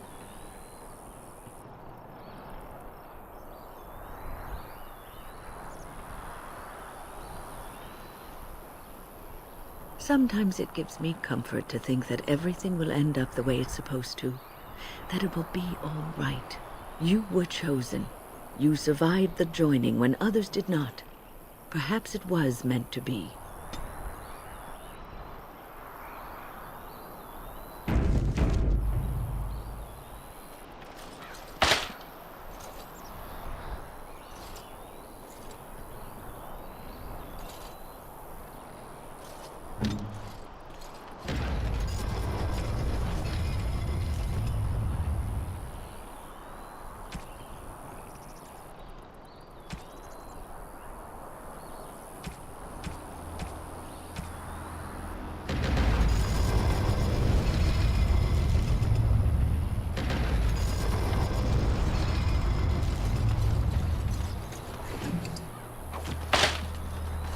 It is done.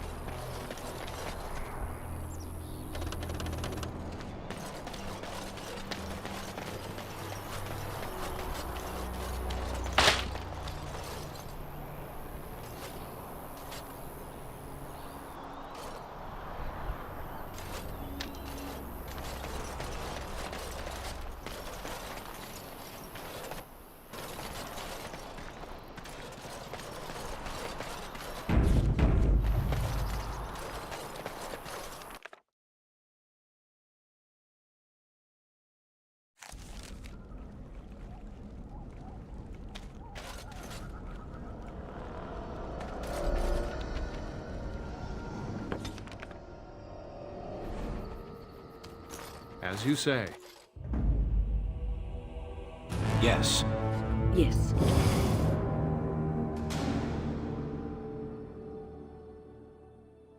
Yes.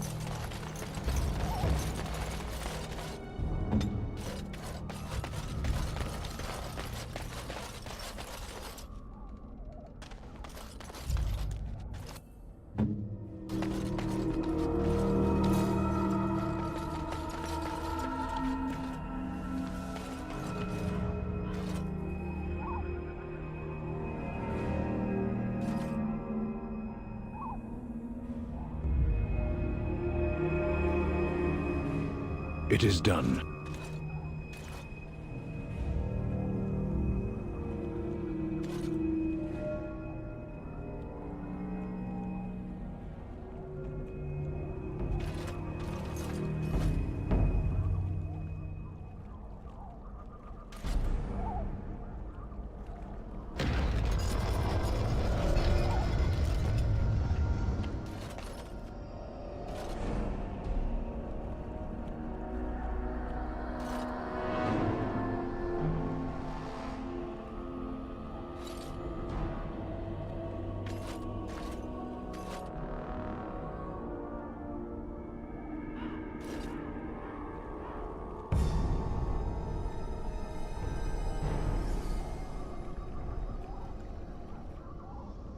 It is done.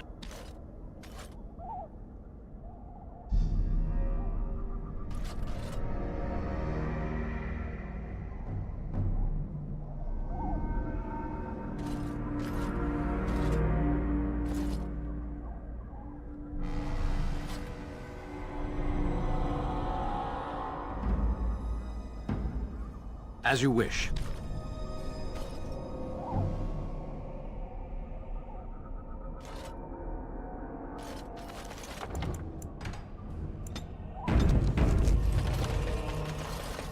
And so you return.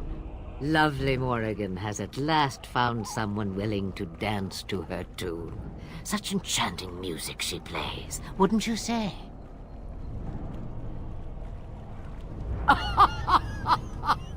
Which one, I wonder? What has Morrigan told you? What little plan has she hatched this time? That she does. The question is, do you? Ah, but it is an old, old story. One that Flemeth has heard before, and even told. Let us skip right to the ending, shall we? Do you slay the old wretch as Morrigan bids, or does the tale take a different turn?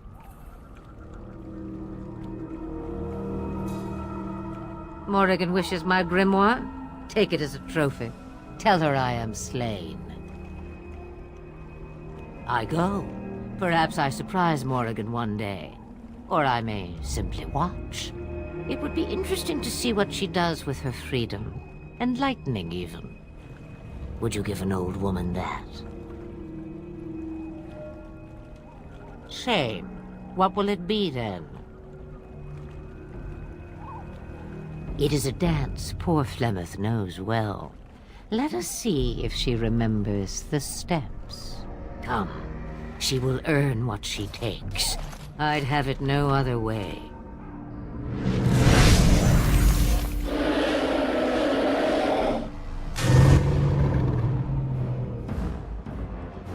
I go.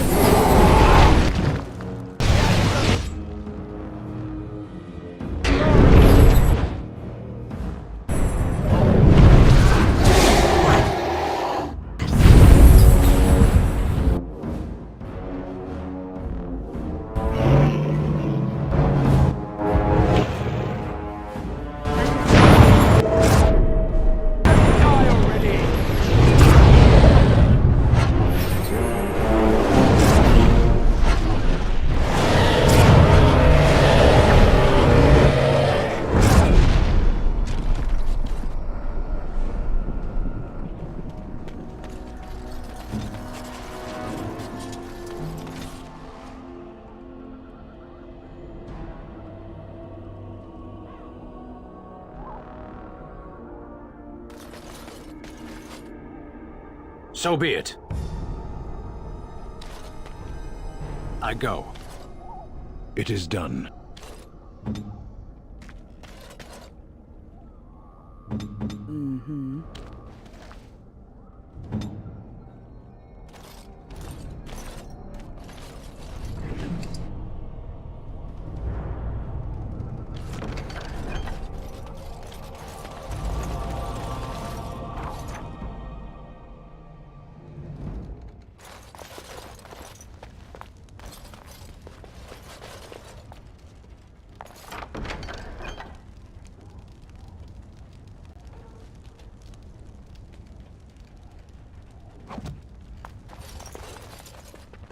It shall be done.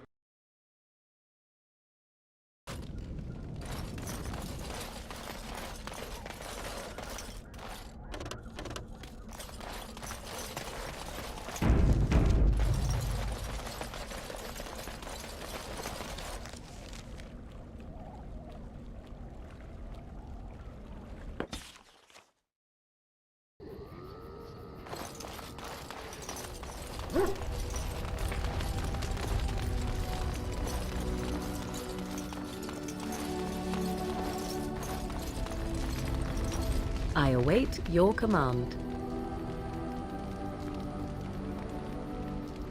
We're in camp, so 'tis as good a time as any. You helped me avoid the fate my mother had in store for me. At the very least, I think I can aid you in return. Why? Do you wish me to leave? I can do so if you prefer. If I wanted to leave, then I would go. I remain, so do not ask such pointless questions.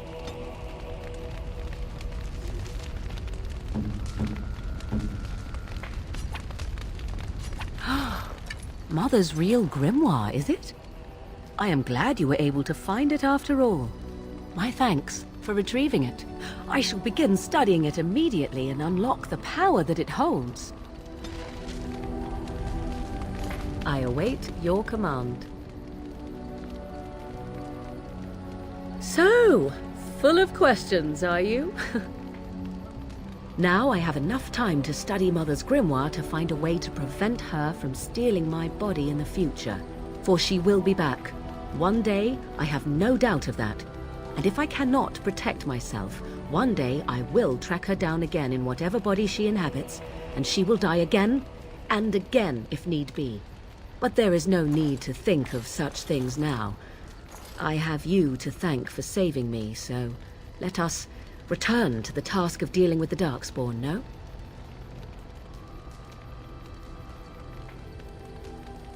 Let us go. There is much to be done before... There is still much to be done.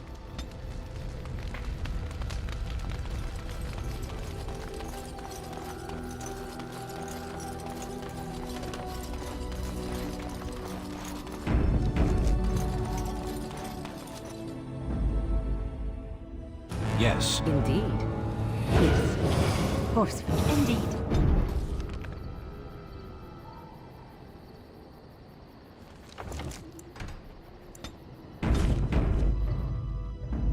Yes. Indeed.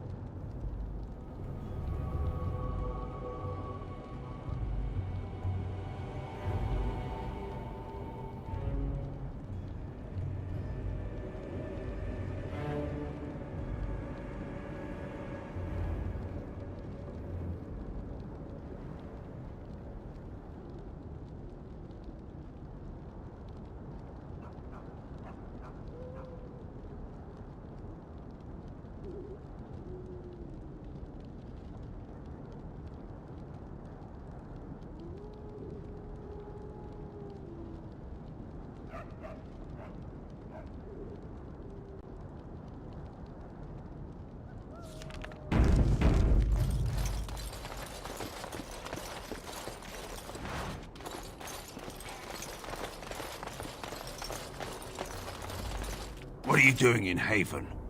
There's nothing for you here. What do you want?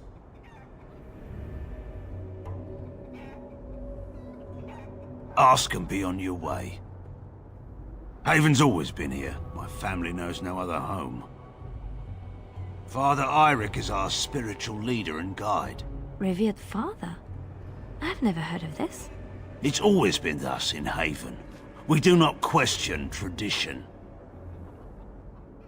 Our ways are not the ways of the lowland cities.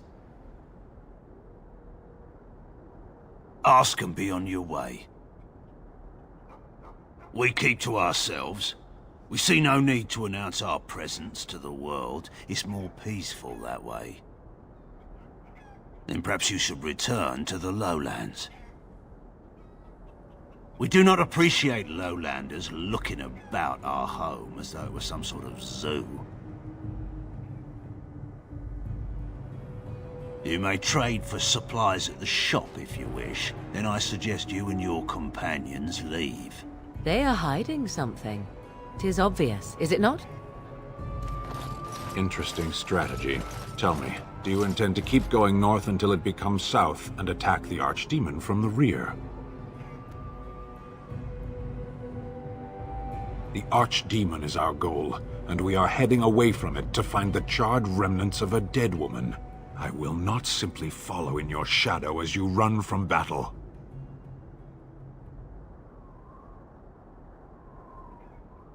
No, you're not. I'm taking command.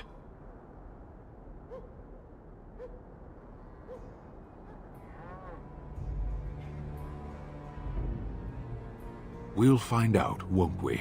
Defend yourself, Warden. More enemies ahead!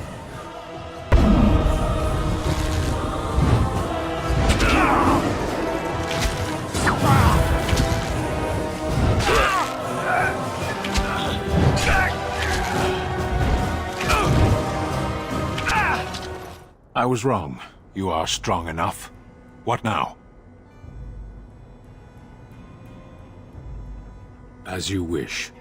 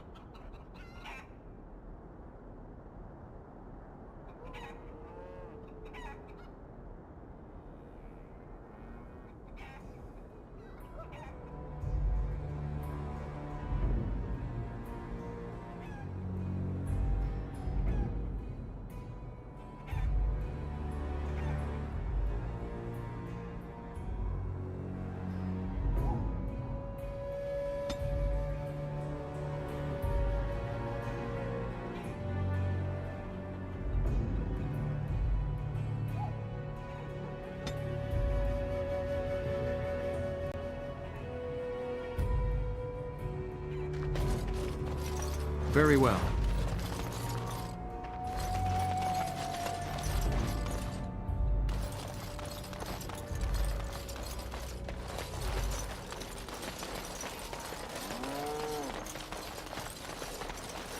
Come, Bonnie Lynn. Tell us where you've been. Who are you? You shouldn't be here. Who? Why would you come here looking for someone? Lowlanders don't belong here.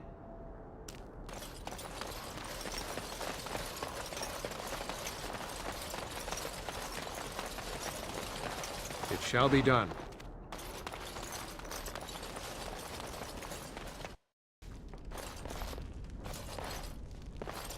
allow me, I could do that for you.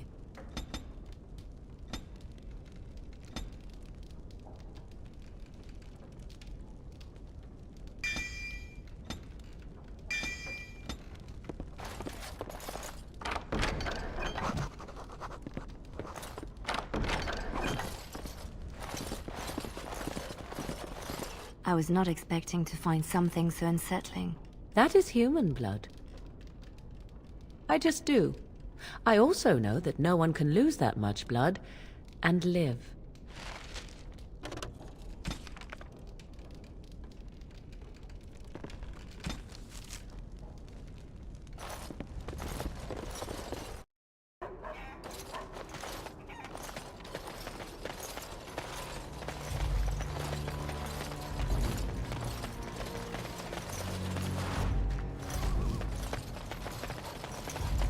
I am led to understand, as you like, that the Qunari have their own mages as well. Is this so? You would not understand. Not understand? Is it mental capacity that you believe I lack? Or are you worried I will sympathize called brethren? Take your pick. Is that supposed to make me angry? It means I find myself wishing that your people held proper, civilized attitudes towards magic.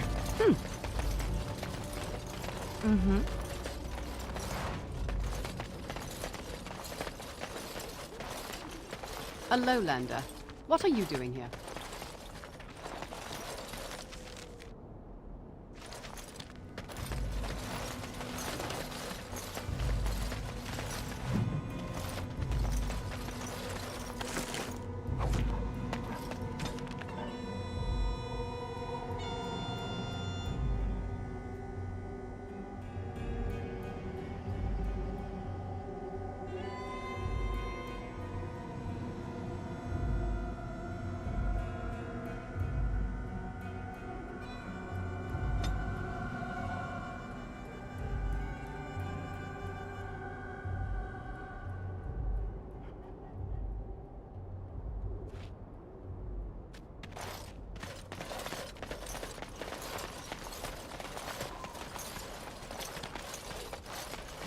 Yes, of course.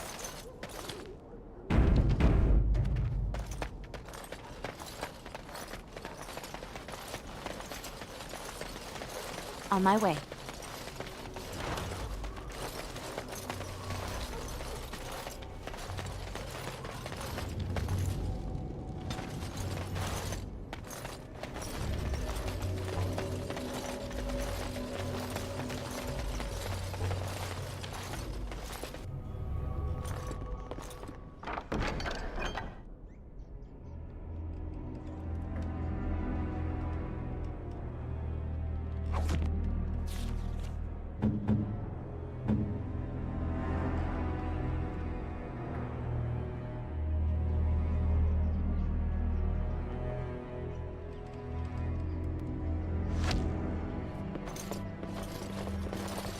What are you doing? That's private! Who are you? You're not from Haven.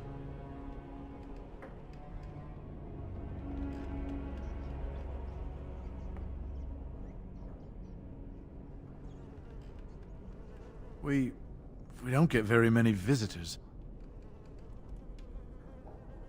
How would you describe the place you know only as home? I don't have much, but I suppose you can take a look.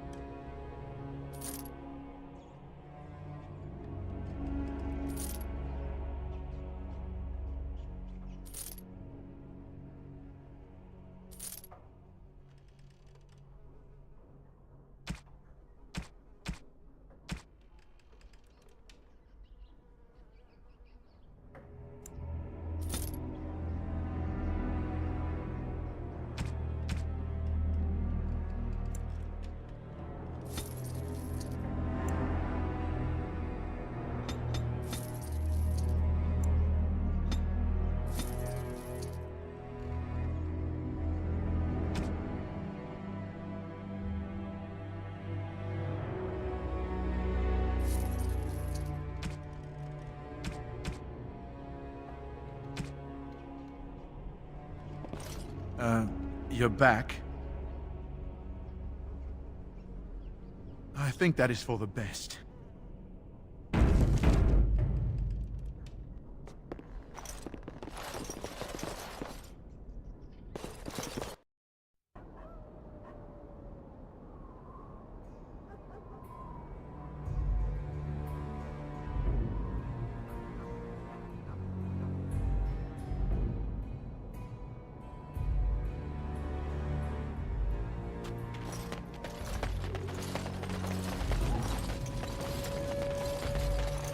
As you like.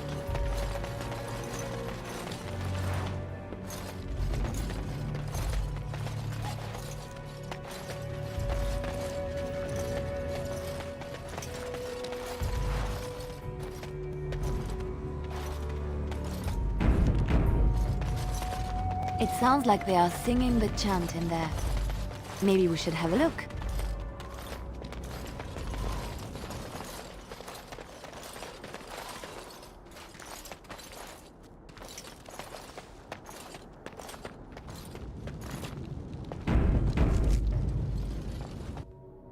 We are blessed beyond measure. We are chosen by the Holy and Beloved to be her guardians. This sacred duty is given to us alone. Rejoice, my brethren, and prepare your hearts to receive her. Lift up your voices and despair not, for she will raise her faithful servants to glory when her... I understand that you are new here. But common courtesy dictates that one shouldn't interrupt. No matter. We were just about done here anyway. But, Your Reverence, we have not completed the sacraments of the Holy Mother or sung the invocation. Be calm, Nodda. We have an honored guest. Surely the sacraments can wait. That is all for today, my children. I shall see you tomorrow. For now, I should see to our visitor. It is better this way. Many of the villagers are uncomfortable in the presence of strangers. We find outsiders disruptive. They bring others, and before long, Haven is changed. We will go to any lengths to prevent that. You understand a man's need to protect his family, don't you? Brothers, you know what must be done. Be well.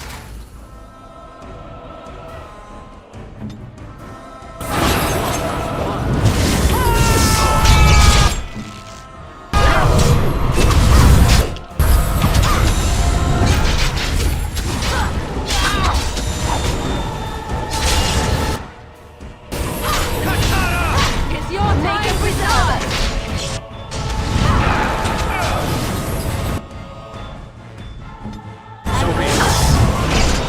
Here comes trouble!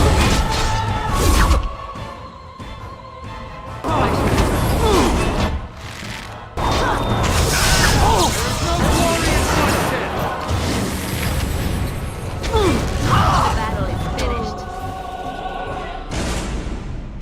So be it.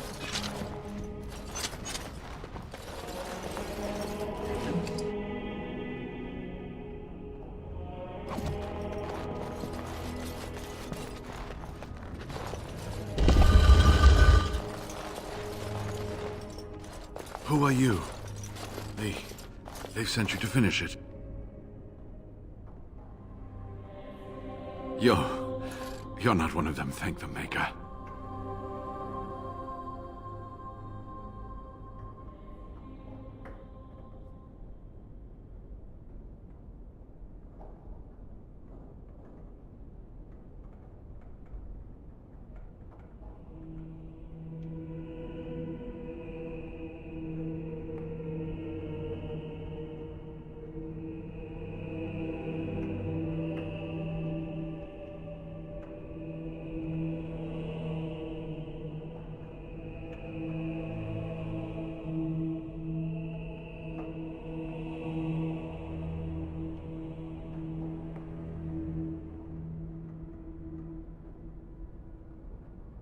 So it seems.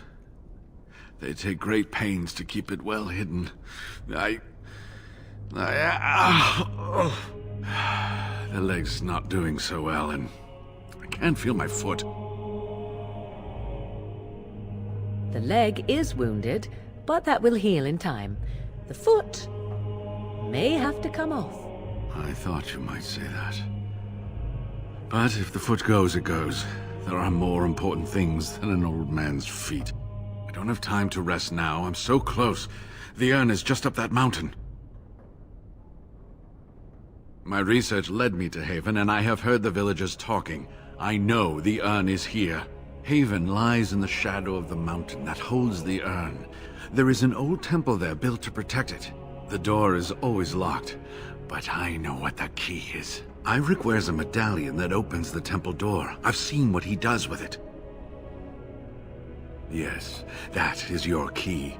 Take me to the mountainside, and I will show you.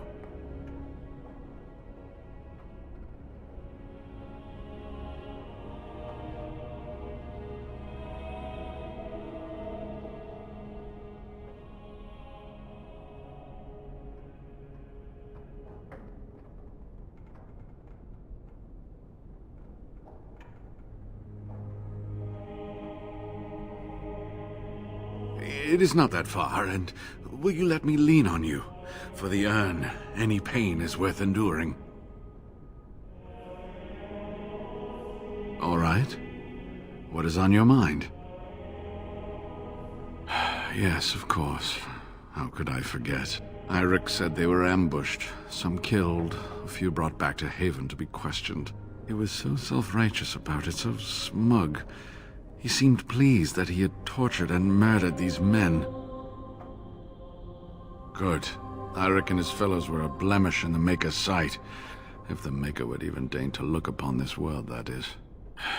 Let's just talk about something else now, shall we?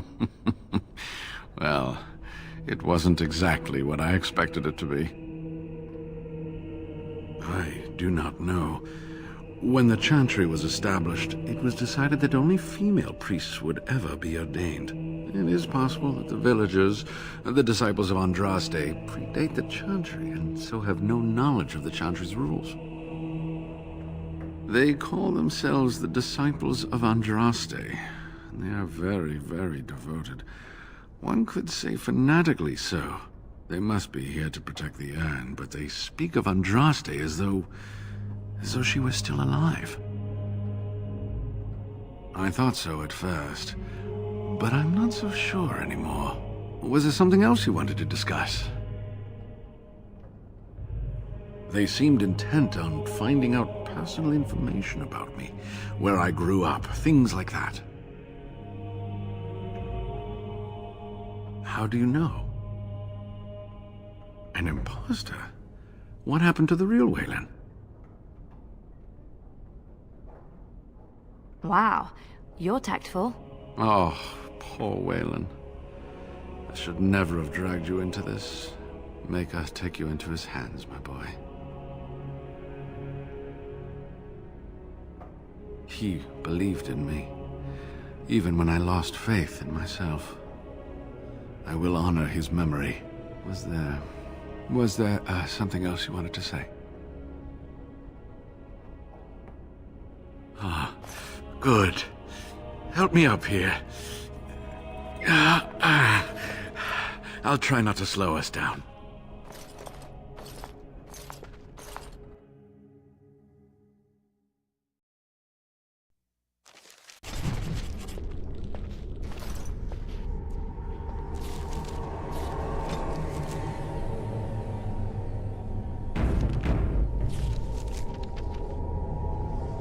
As you wish.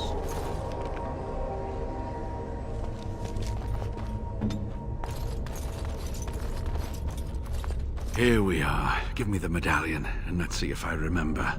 Yes, you see, it can be manipulated, just like this.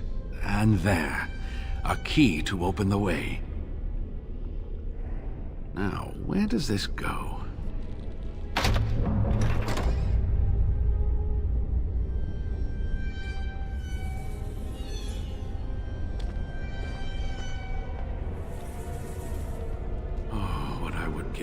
seen this hall in all its splendor, as it was meant to be. Still, sweep away the ice and the snow, and traces of beauty remain.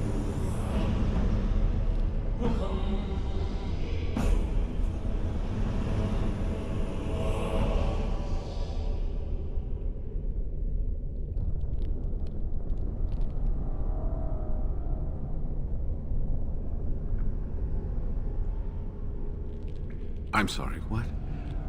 I was a little distracted, I apologize. These carvings were created just after Andraste's death, and they may reveal things about her life that we do not yet know. I think I need more time to study these statues and carvings.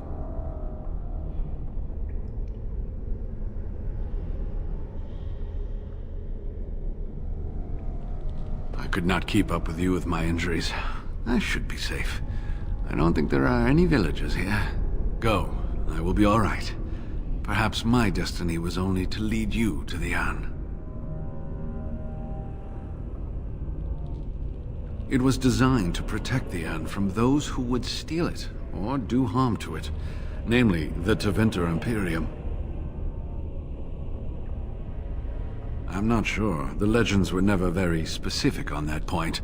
Only the faithful shall lay eyes on the sacred ashes. Death and misfortune await the unbeliever. The Maker's gaze has fallen on Andraste's final resting place. He weeps for his beloved, and his wrath at her betrayers endures. That is what the legend says, and the Maker may indeed watch this place. Read between the lines, however, and you'll understand that it is merely a simple truth draped in hyperbole and metaphor.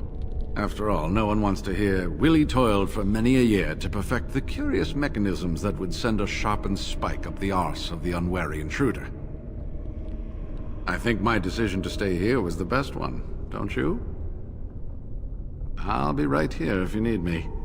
Nothing to write on.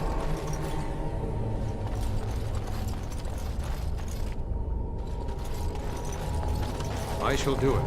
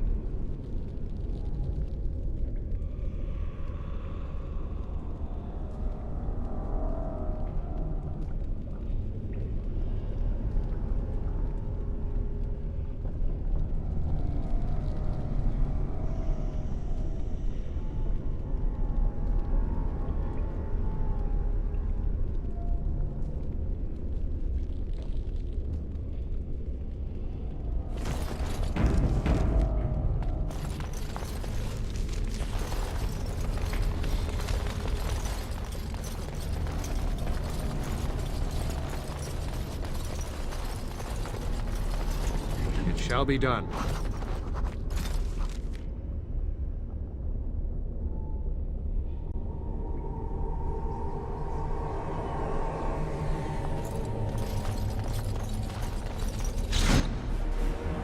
For the fool's sake! Defend yourself! Begin the onslaught! Let's make this quick!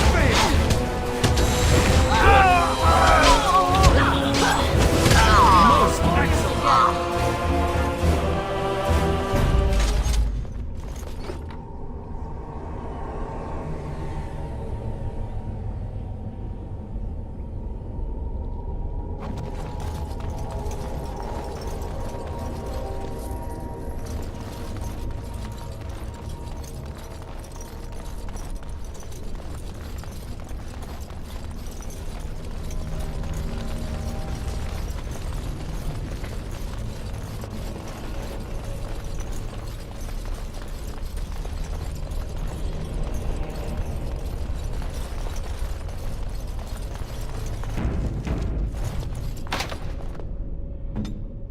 I shall.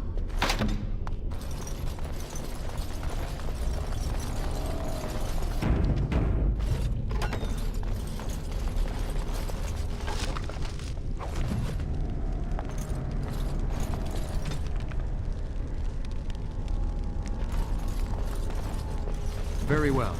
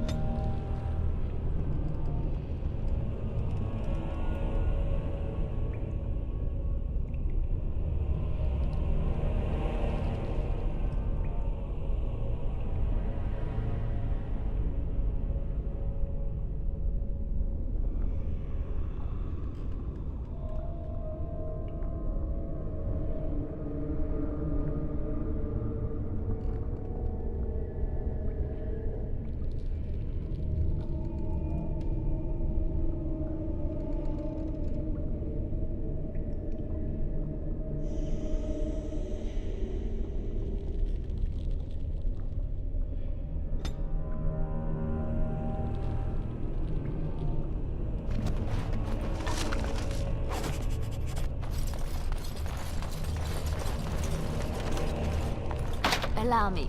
I could do that for you.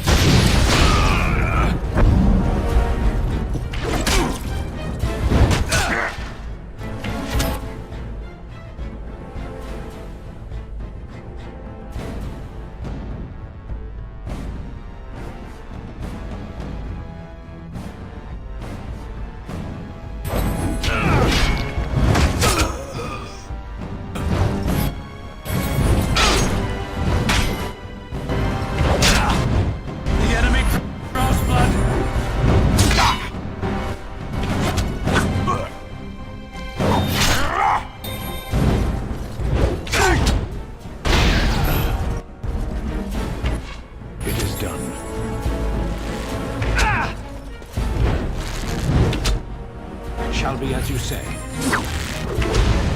You will not win! As you wish.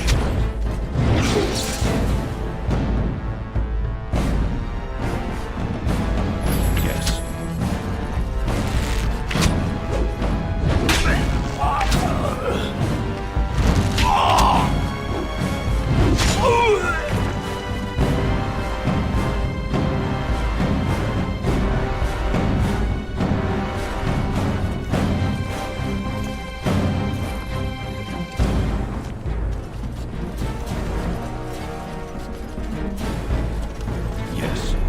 I go.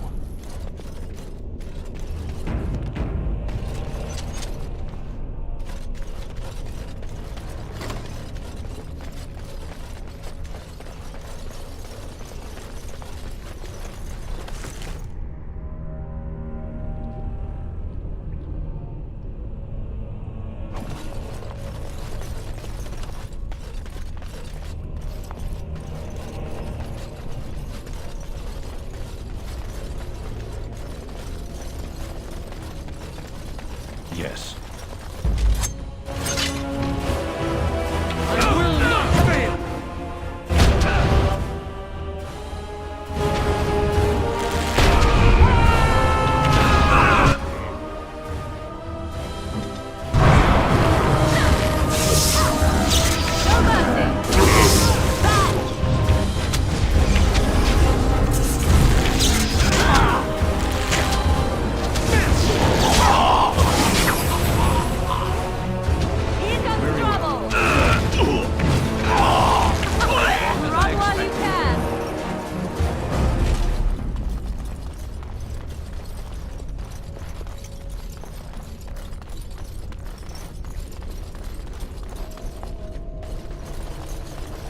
Trap right ahead.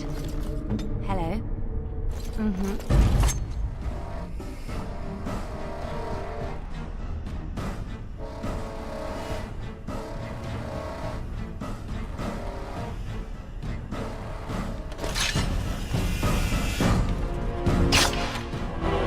I shall do.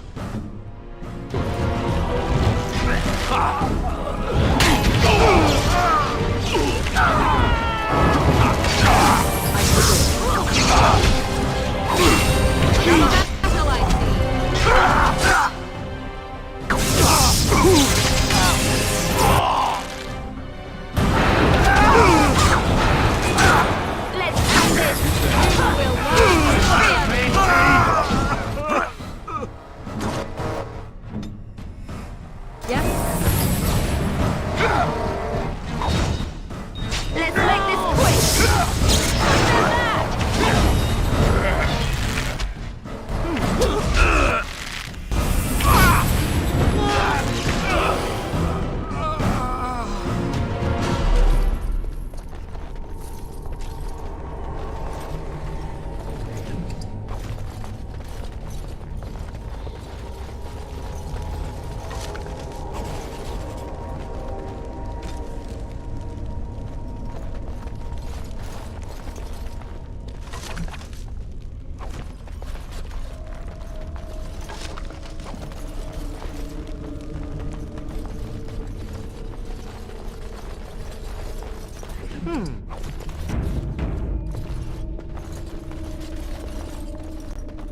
Beware.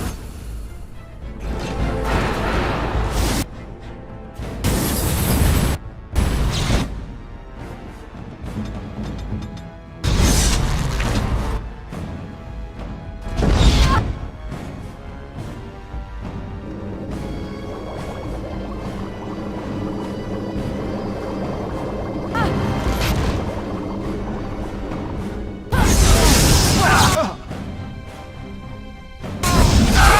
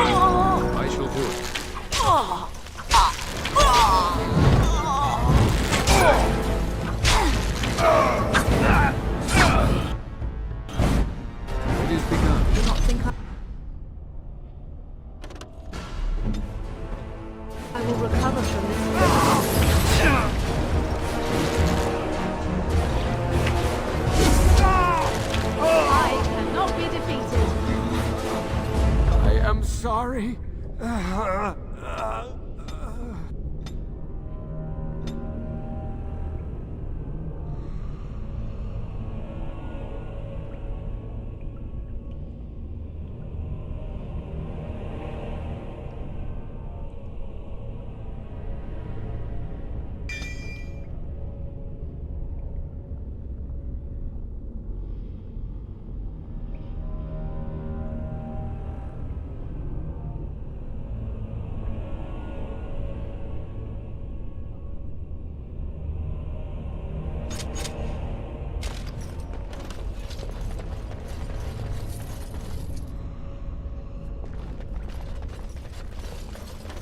As you wish.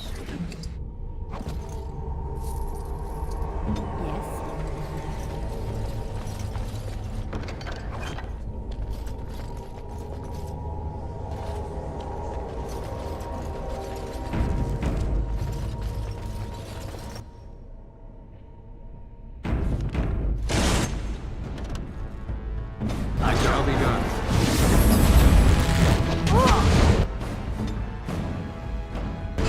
Here comes trouble!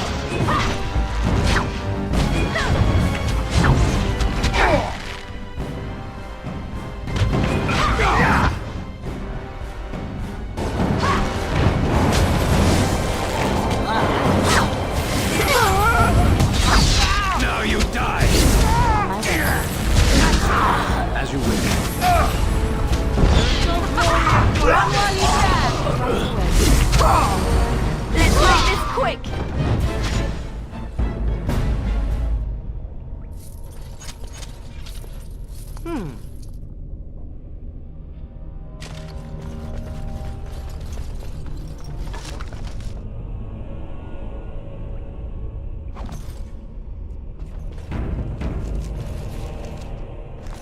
So be it.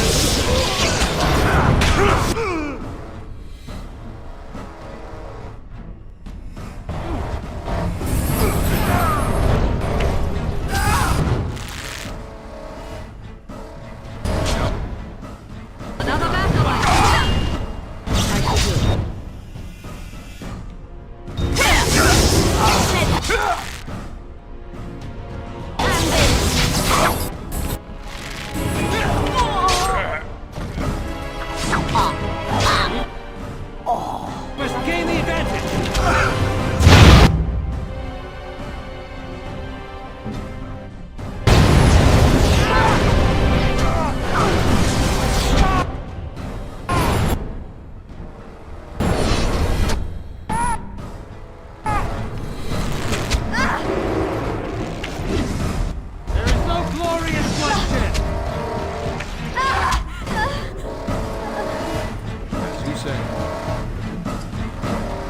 Very well. Not pleasant. As you say.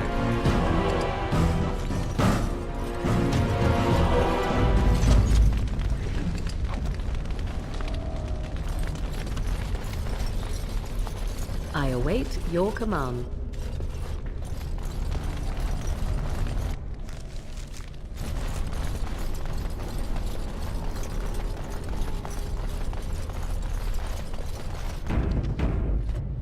As you say.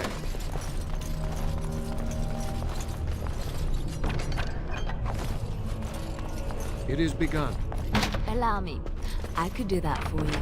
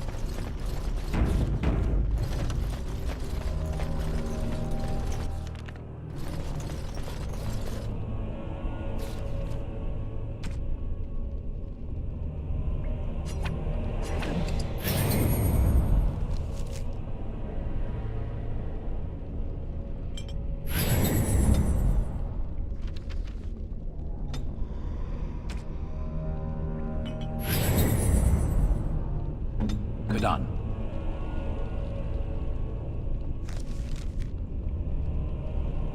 Yes.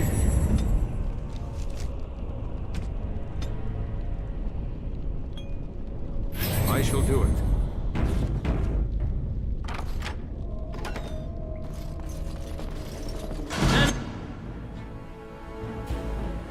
Enemies approaching! Very well.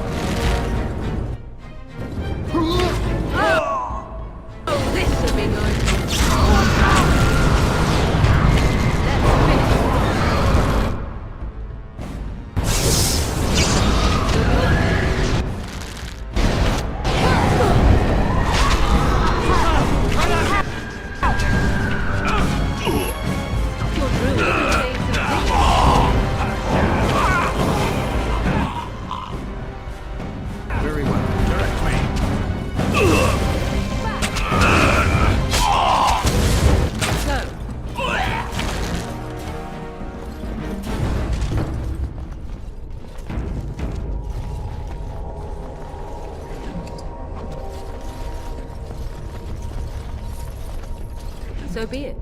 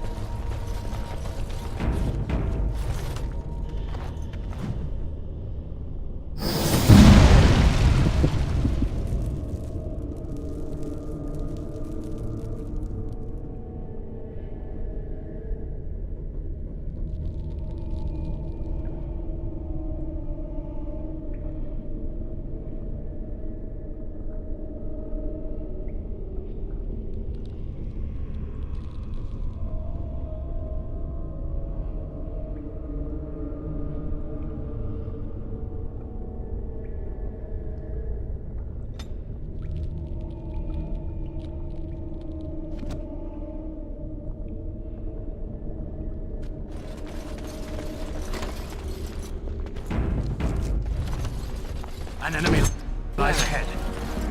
Trap, right.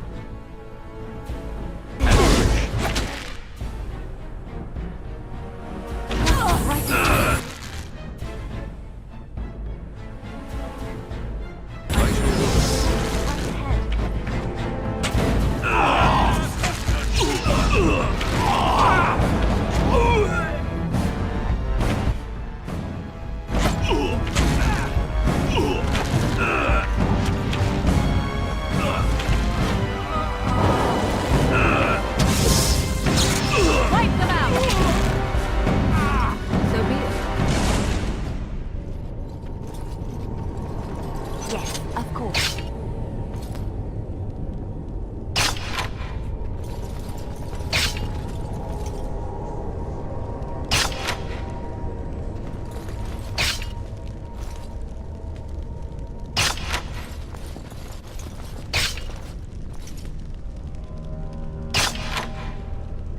I'll do it.